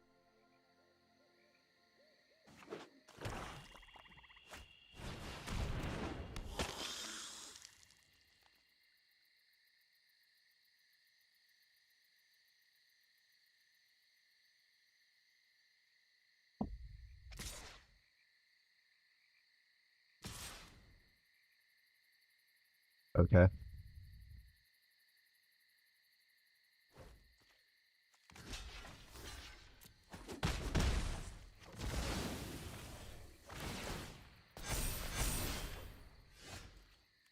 Sweet. I do exactly what I need to with this.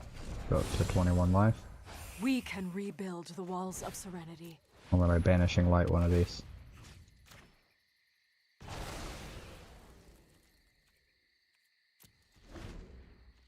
No, they're still gonna hit me. That's okay.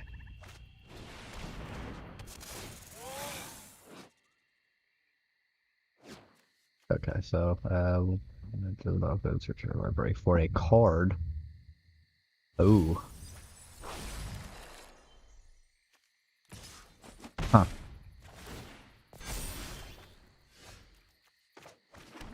Yeah, you're green.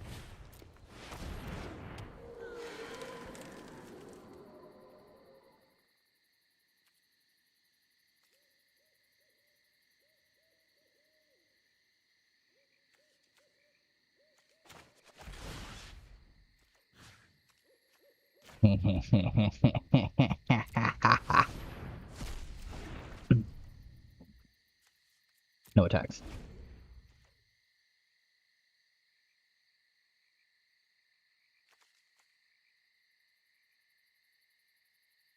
And then next turn, I think I just drop Polly.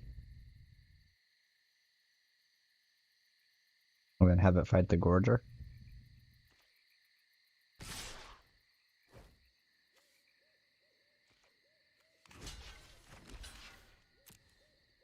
That's got lifelink, but I can't afford to be losing that much life all at once.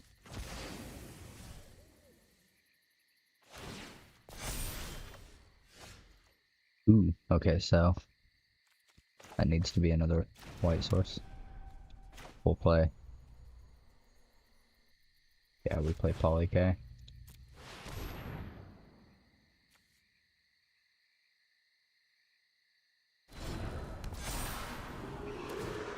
And then we fight this.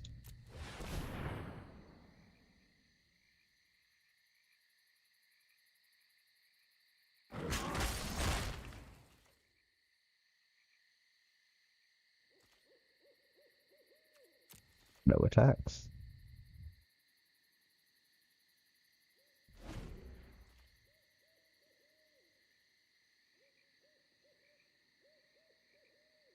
I need to keep the Dryad, and I know he'll kill it with the Gravebreaker Lamia if I put him in front of it.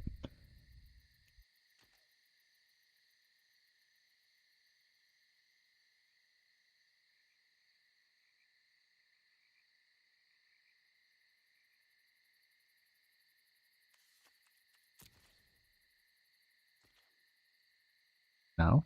No combat? Interesting.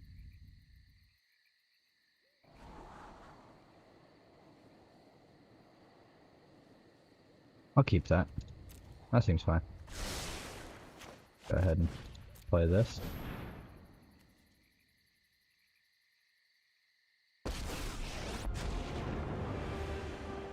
I must regain the power I've lost over the centuries.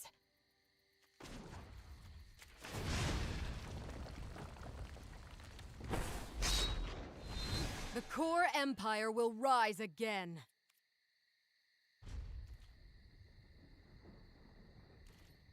And then we just do this. I'll get my Ruinous Ultimatum. I can cast it.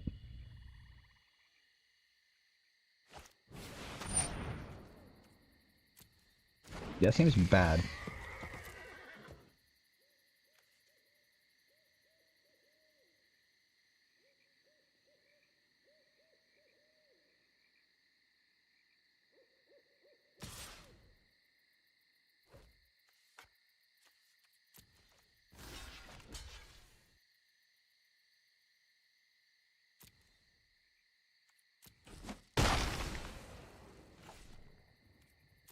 My turn.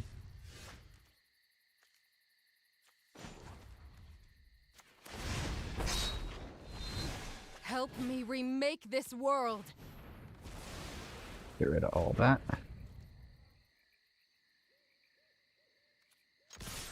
Going back across. And make sure that they can't just regain all their life.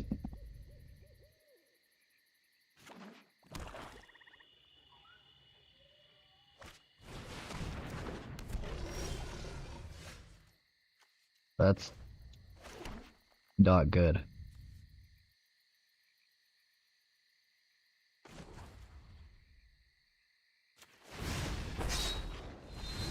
I welcome new allies. Oh.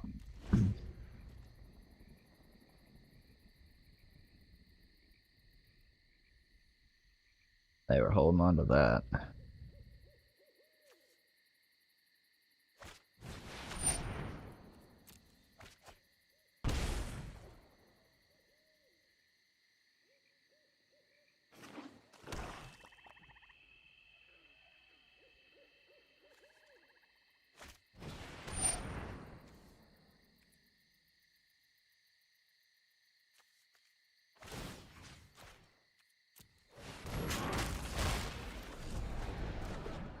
Okay,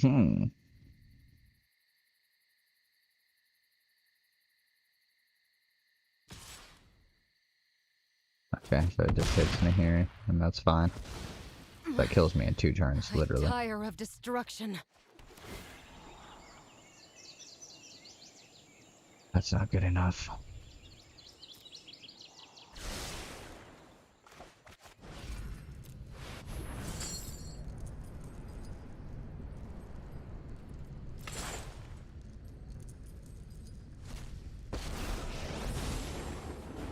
Even the gods cannot escape my wrath.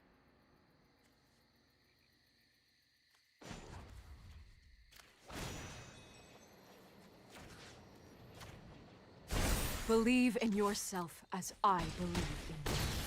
Can't stop it right now, but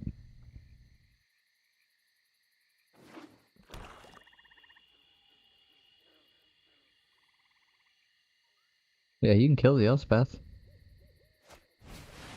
Oh god, no. Peace is fragile and fleeting. I think I lose.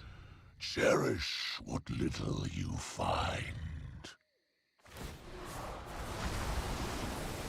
Dreams of peace have become a nightmare. Reality I lose.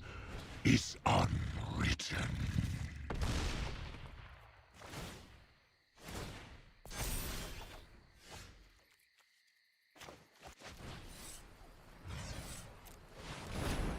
Big days.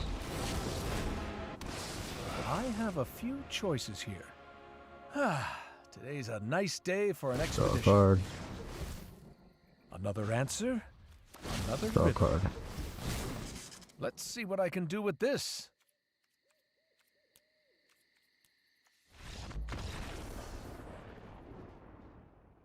Nothing I can do there. And that's just all bad for me.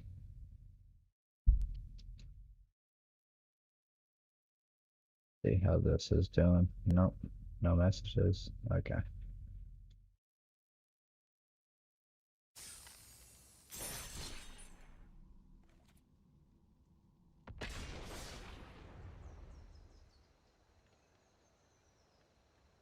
I need to get another wild card.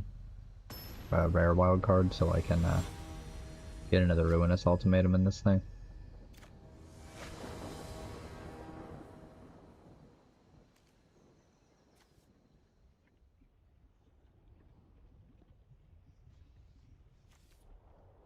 I'll keep. Seems fine.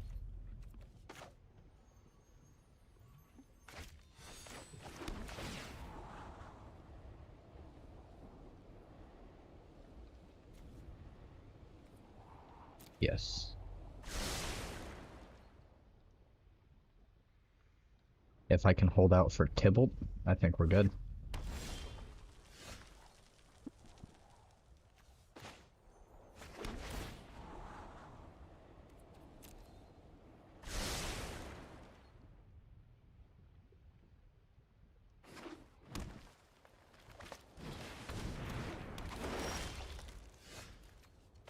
Okay, so I play this as a white. I play Cosima.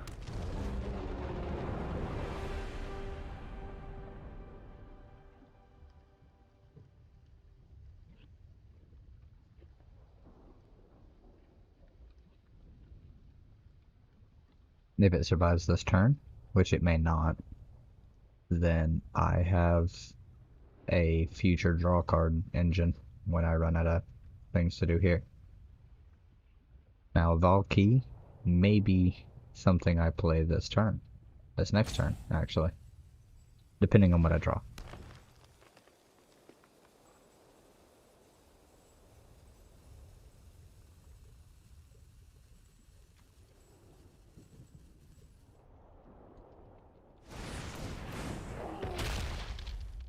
Oh, the Bone Crusher.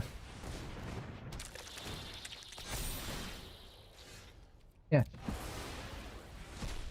Of course I'm gonna take action.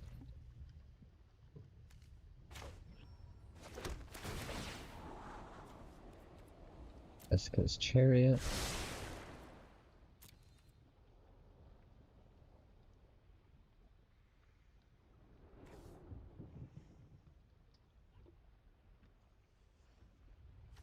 Five. Yeah, let's just play. Boom.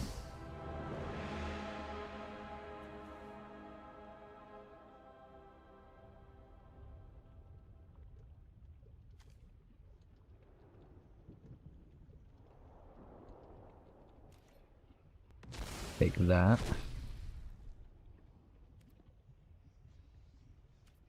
we pass. That thing's 7 mana.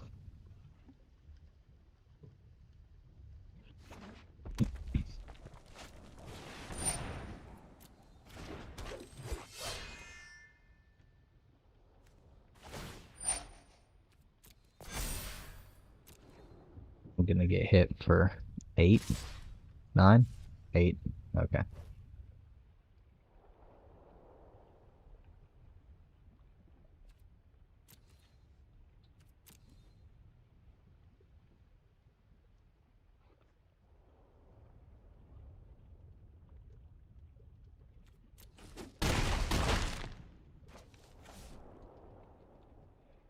This deck is fast, and I dislike. That's okay.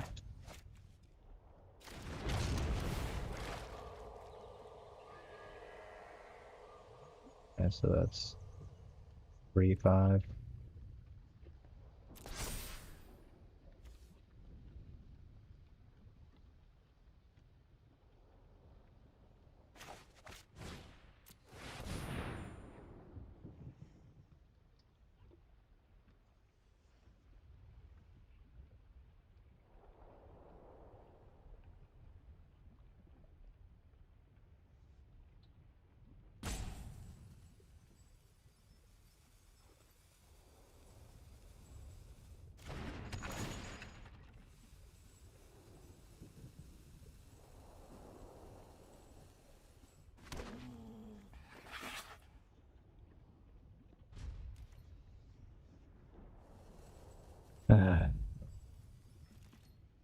That gives me another turn.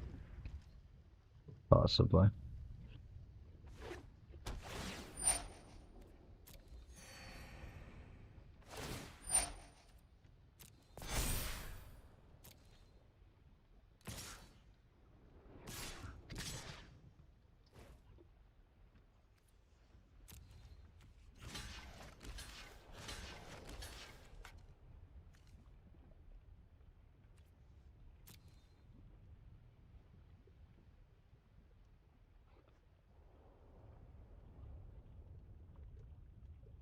What? What do you got?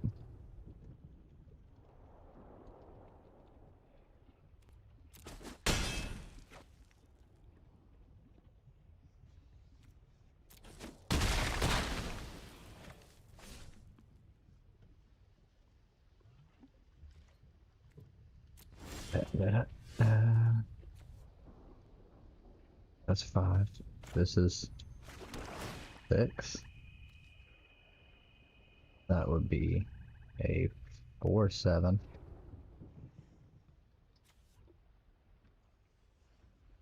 Okay, so that would draw me 2 cards.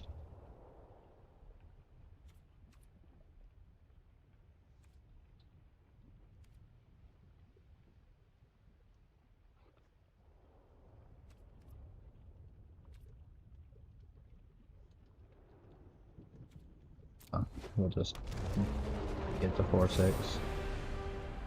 Oh, there we go.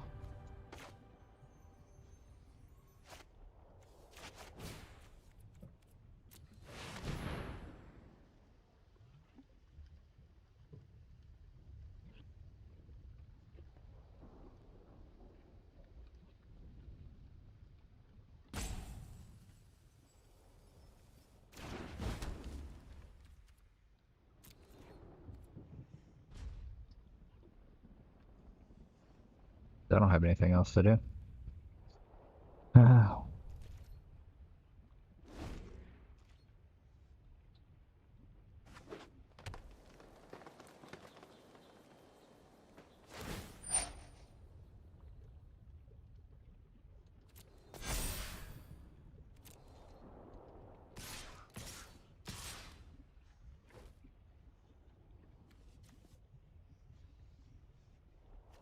Okay.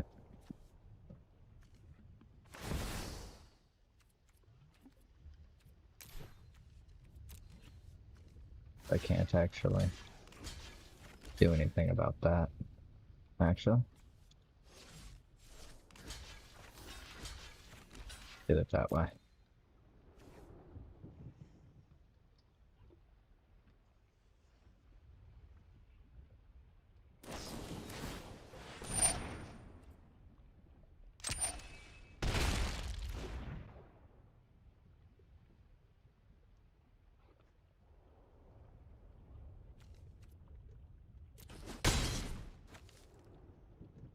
Come on. You can have your siege dragon back.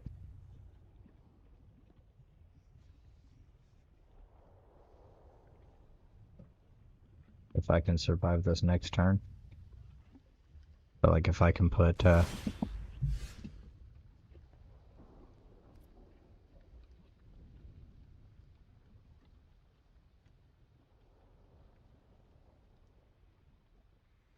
what do you got? Come on.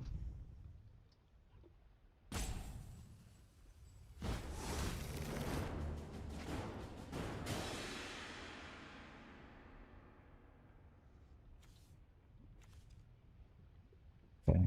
You're a legendary creature, you're just an insect, you're a plant. Okay.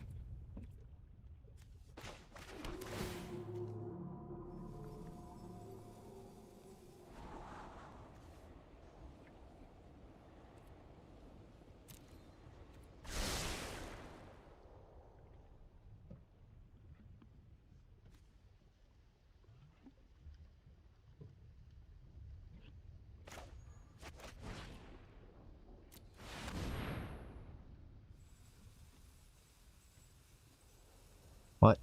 Come on.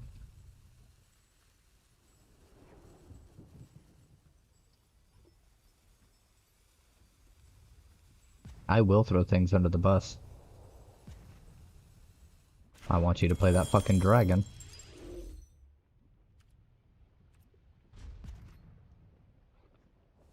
And then I'm gonna kill it with Ruinous Ultimatum. I'll sacrifice both of these things.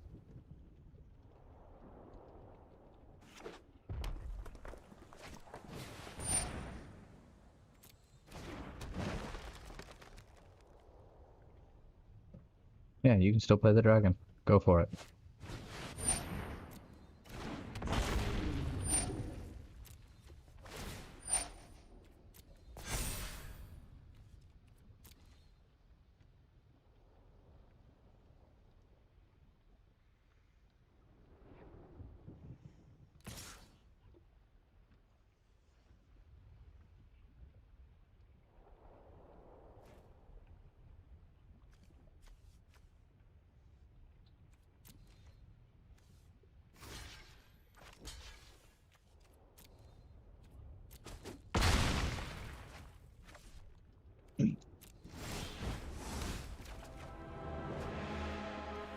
I am the last of the ancients, and my will reigns supreme.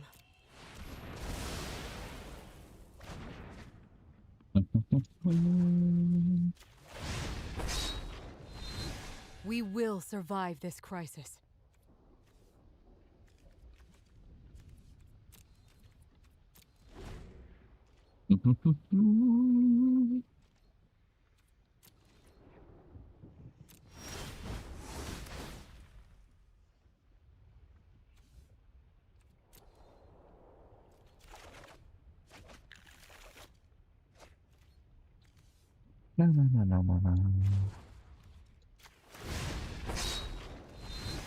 We will protect my home.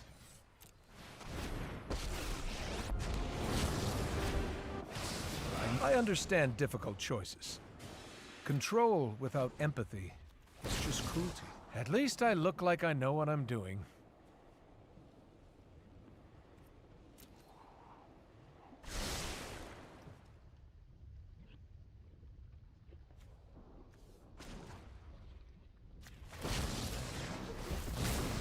Ah, here's a new piece to the puzzle.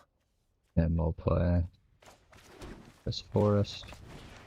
We will play Arasta. We will crew this with Yasharn.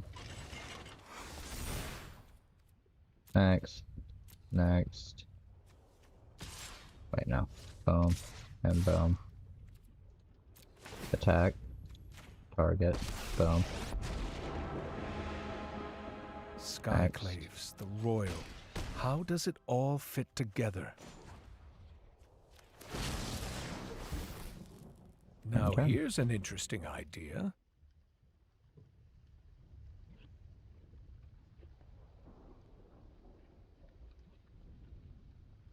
Why'd you good game?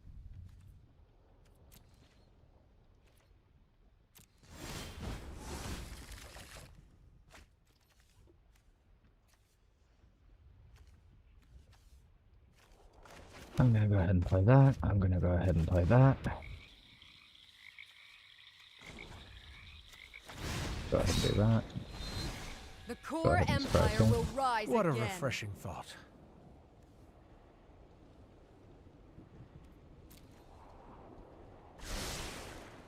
Let me go ahead and strike him. I have a lot to think about. We keep that up. This, this, and this.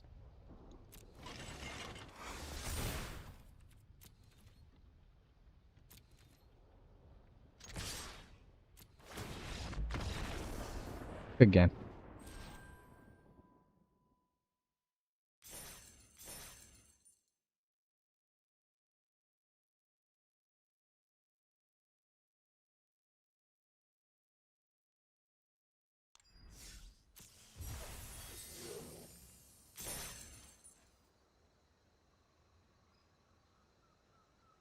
I love to open packs. You can't turn them in for drafts on this, so. Get to part the ROMs.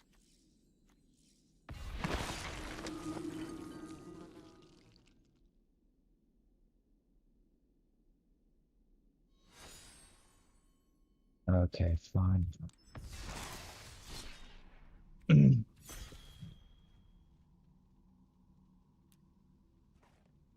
Best of one. Actually, nah. I'm not gonna play nice here. I'm gonna run scoots.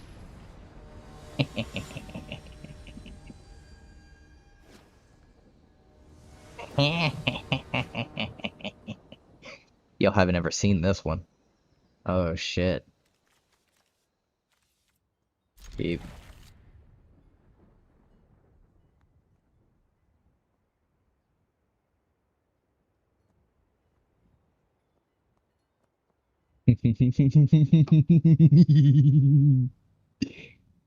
Oh, this is great.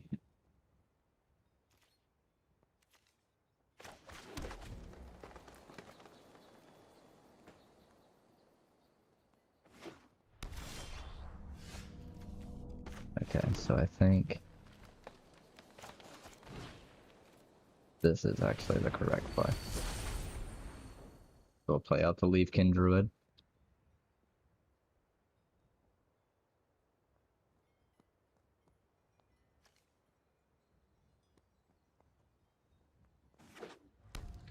Oh, I might need this. Different deck. Oh.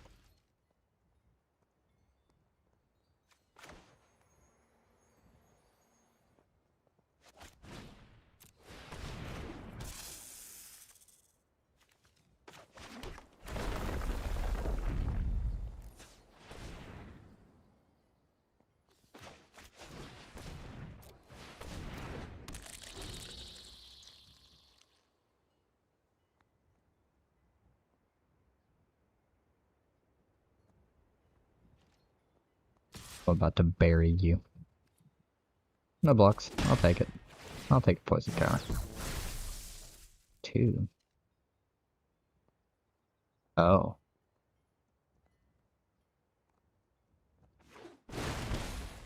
That's not good.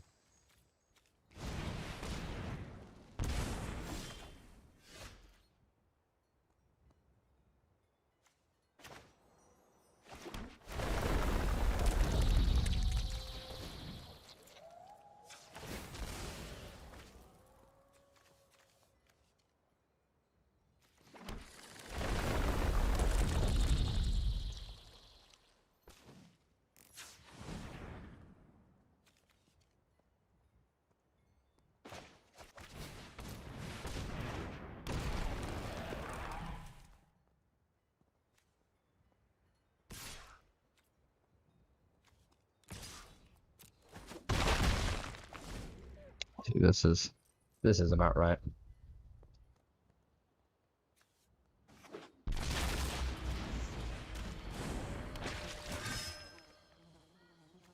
What the fuck is all that shit?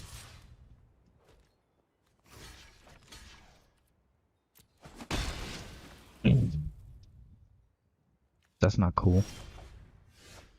Ooh, arboreal grazer. Okay, so we'll play this.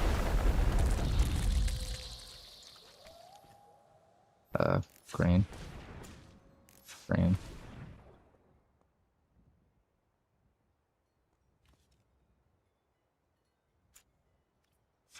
We will go ahead and sack this. And we'll get a green.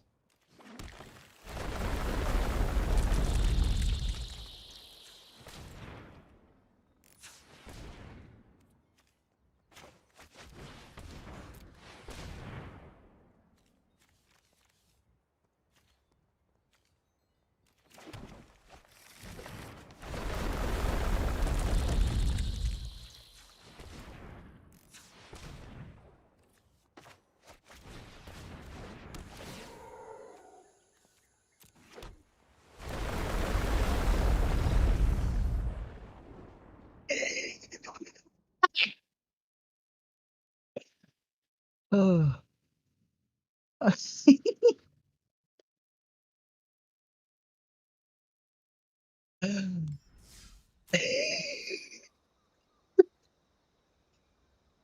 I'm so sorry. I don't know if that was I don't know if that was a standard deck or not. It didn't restrict me. I'm gonna find out though.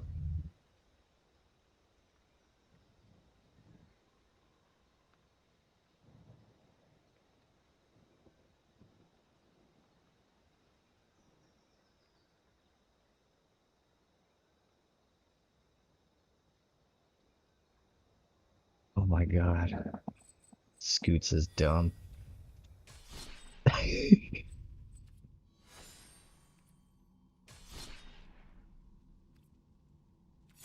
Okay, traditional standard cards. I can only play standard. Okay.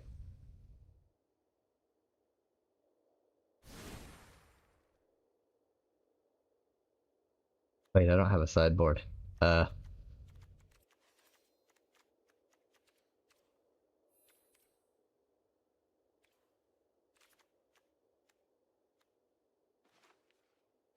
I need to put that in there. Probably need to put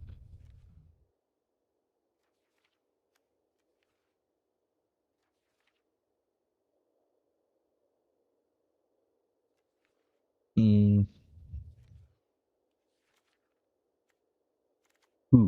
I can actually put nah. We'll put those in here just in case I need them.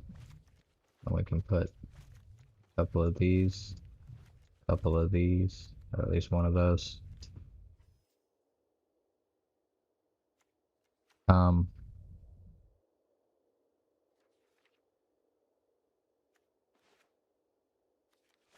Couple negates.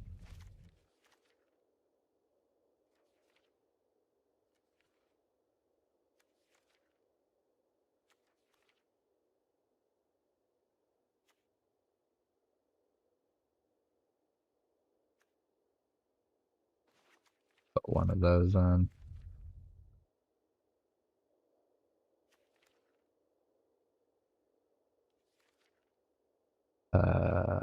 Saw it come and put one of those on. Then I guess an Ashiok's Erasure. To behold the multiverse. Then oh.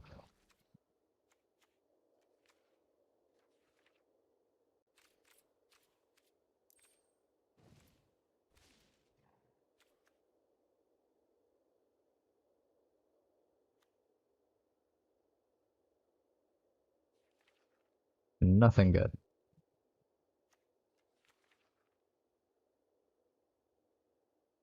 Ah, well, I suppose I could put that in.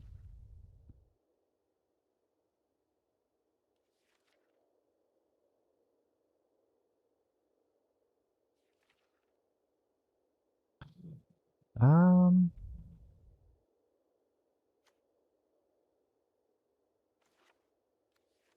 let's do that.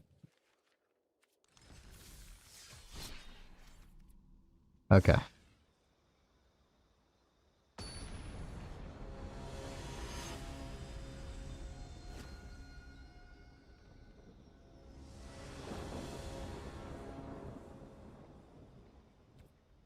I'll play first. Okay, that's a green. So I need a white. Okay.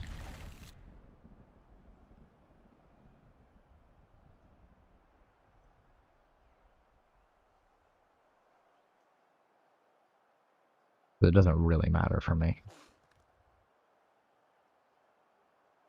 I have a green, a red, a black, and I can get a white.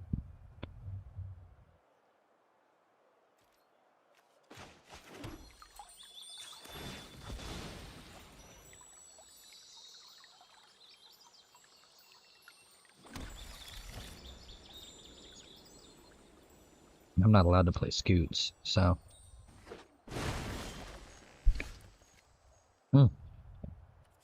A reason to go with double red.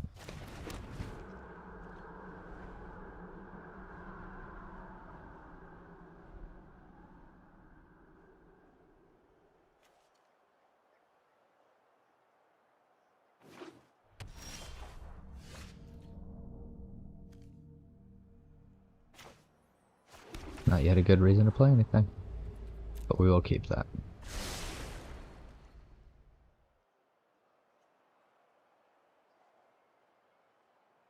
Now I've got a total of 5 mana that I'll have access to.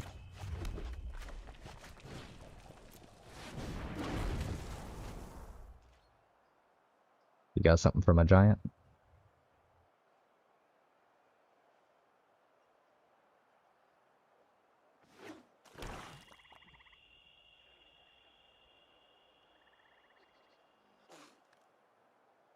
No, I hope to draw an actual green land.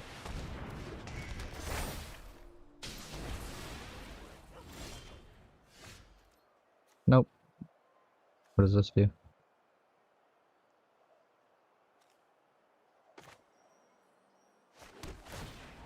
That's 6. That's to fairy.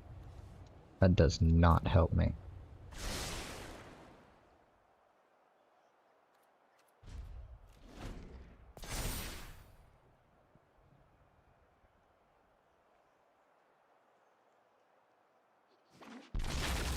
Let's see, he plays this a lot more than I do.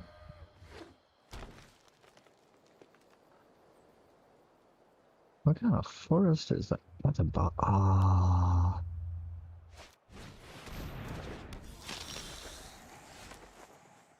Oh.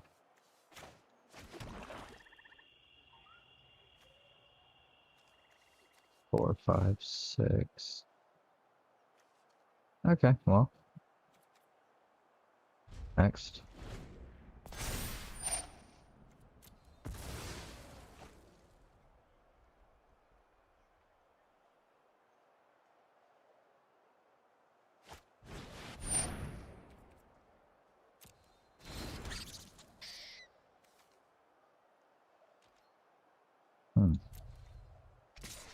Okay, so I wait for Toski. Actually, no I don't.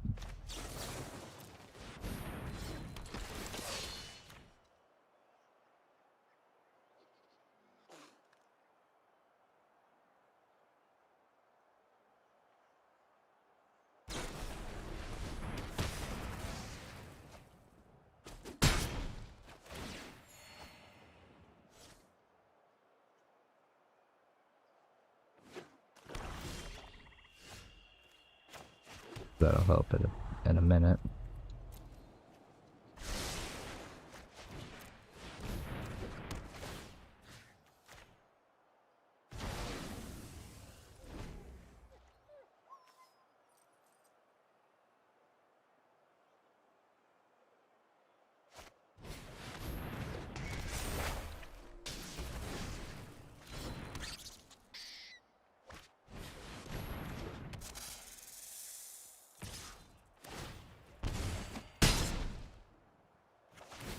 That's bad.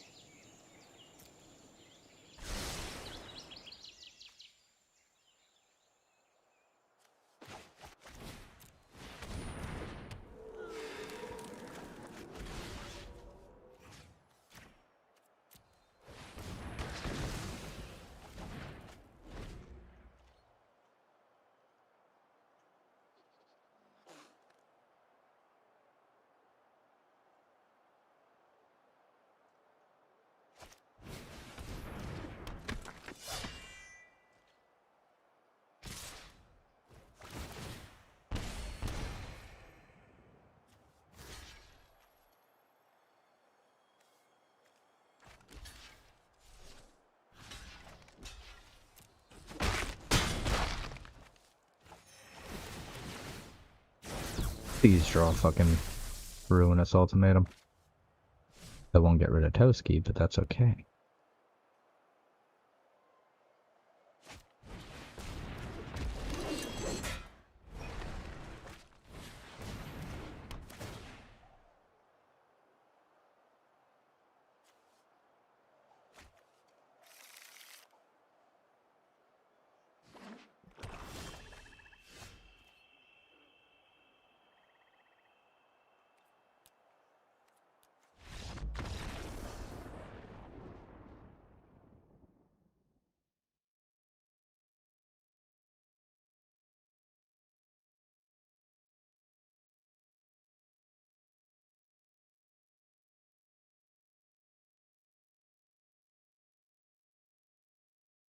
I made a sideboard that's not letting me do that.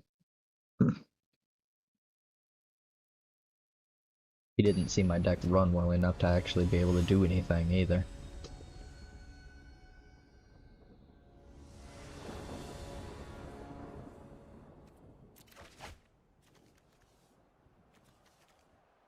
Okay, so we keep this.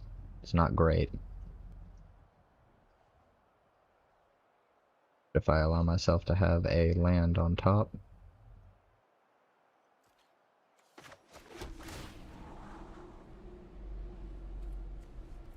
Good.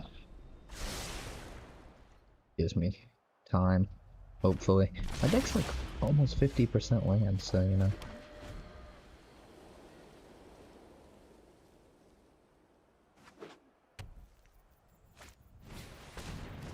Great. Oh my god. No land? Really? Come on, don't do this to me.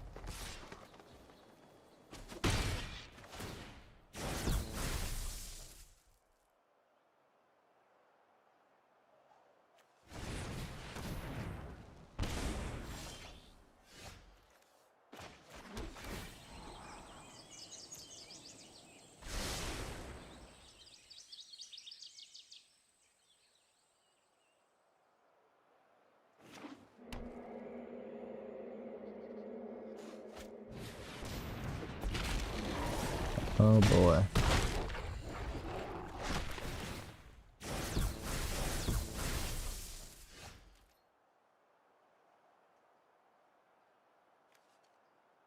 That's fucking it from me.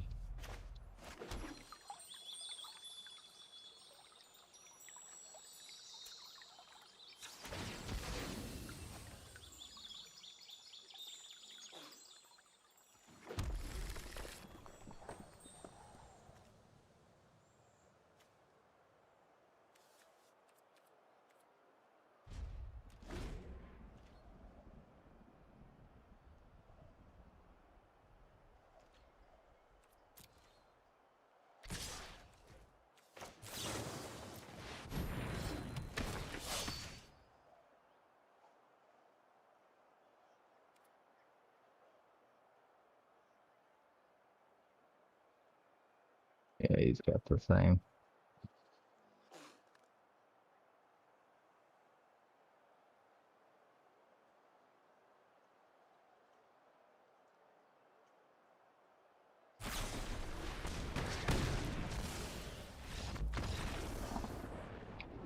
Of course. I get no fucking land.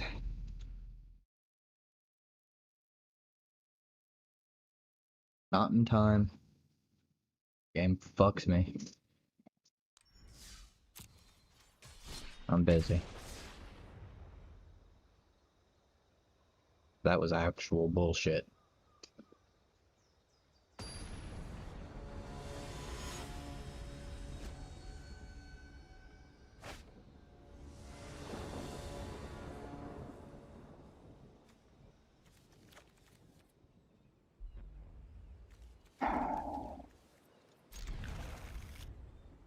I guess that's part of the problem with running a fucking 5-colored deck, god damn it. Oh good. I can have a green to play out a Lotus Cobra.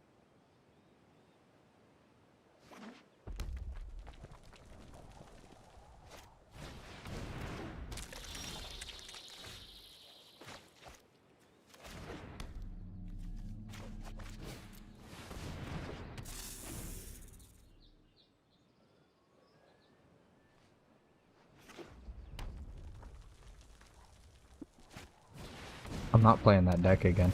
I refuse. He knows that Infect is the biggest goddamn mistake that this game ever made.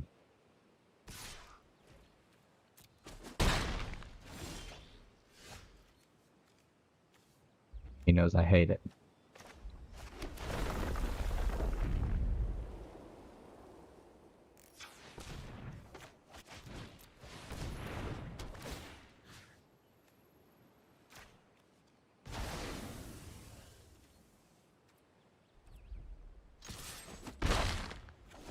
I'll take a swipe. But yeah, no. In fact, I refuse. And that's exactly what he just fucking played. And he knows that I hate it.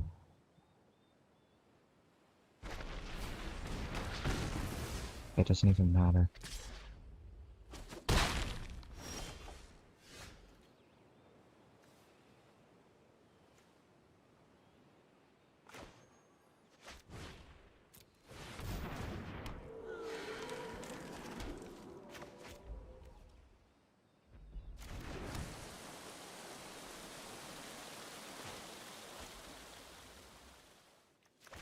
Fucking click when I tell you to.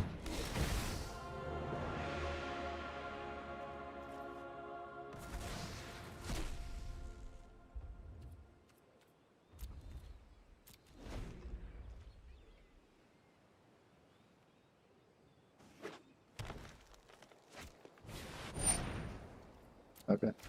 I don't care.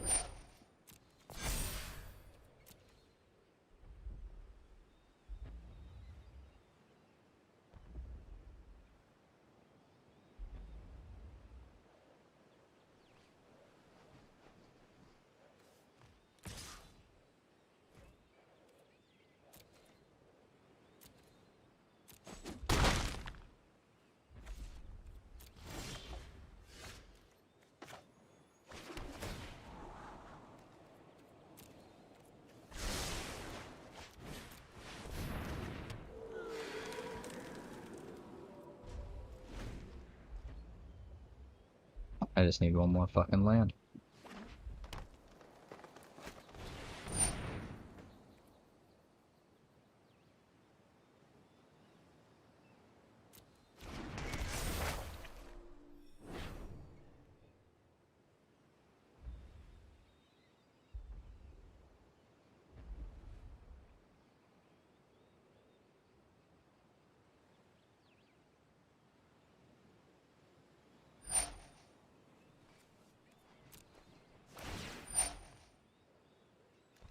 Oh, okay.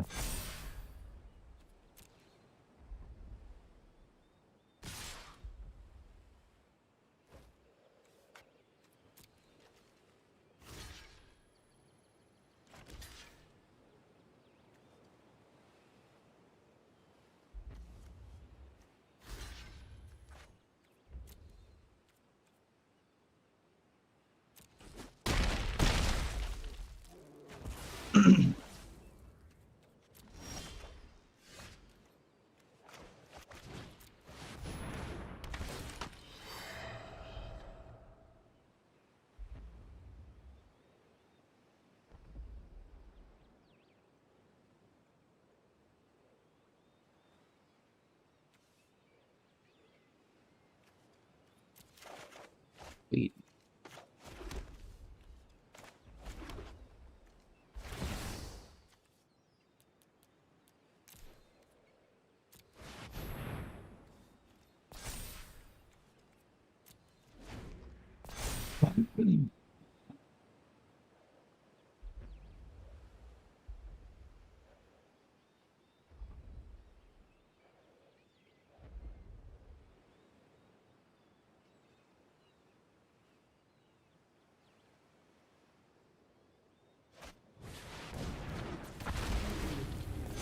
Well then.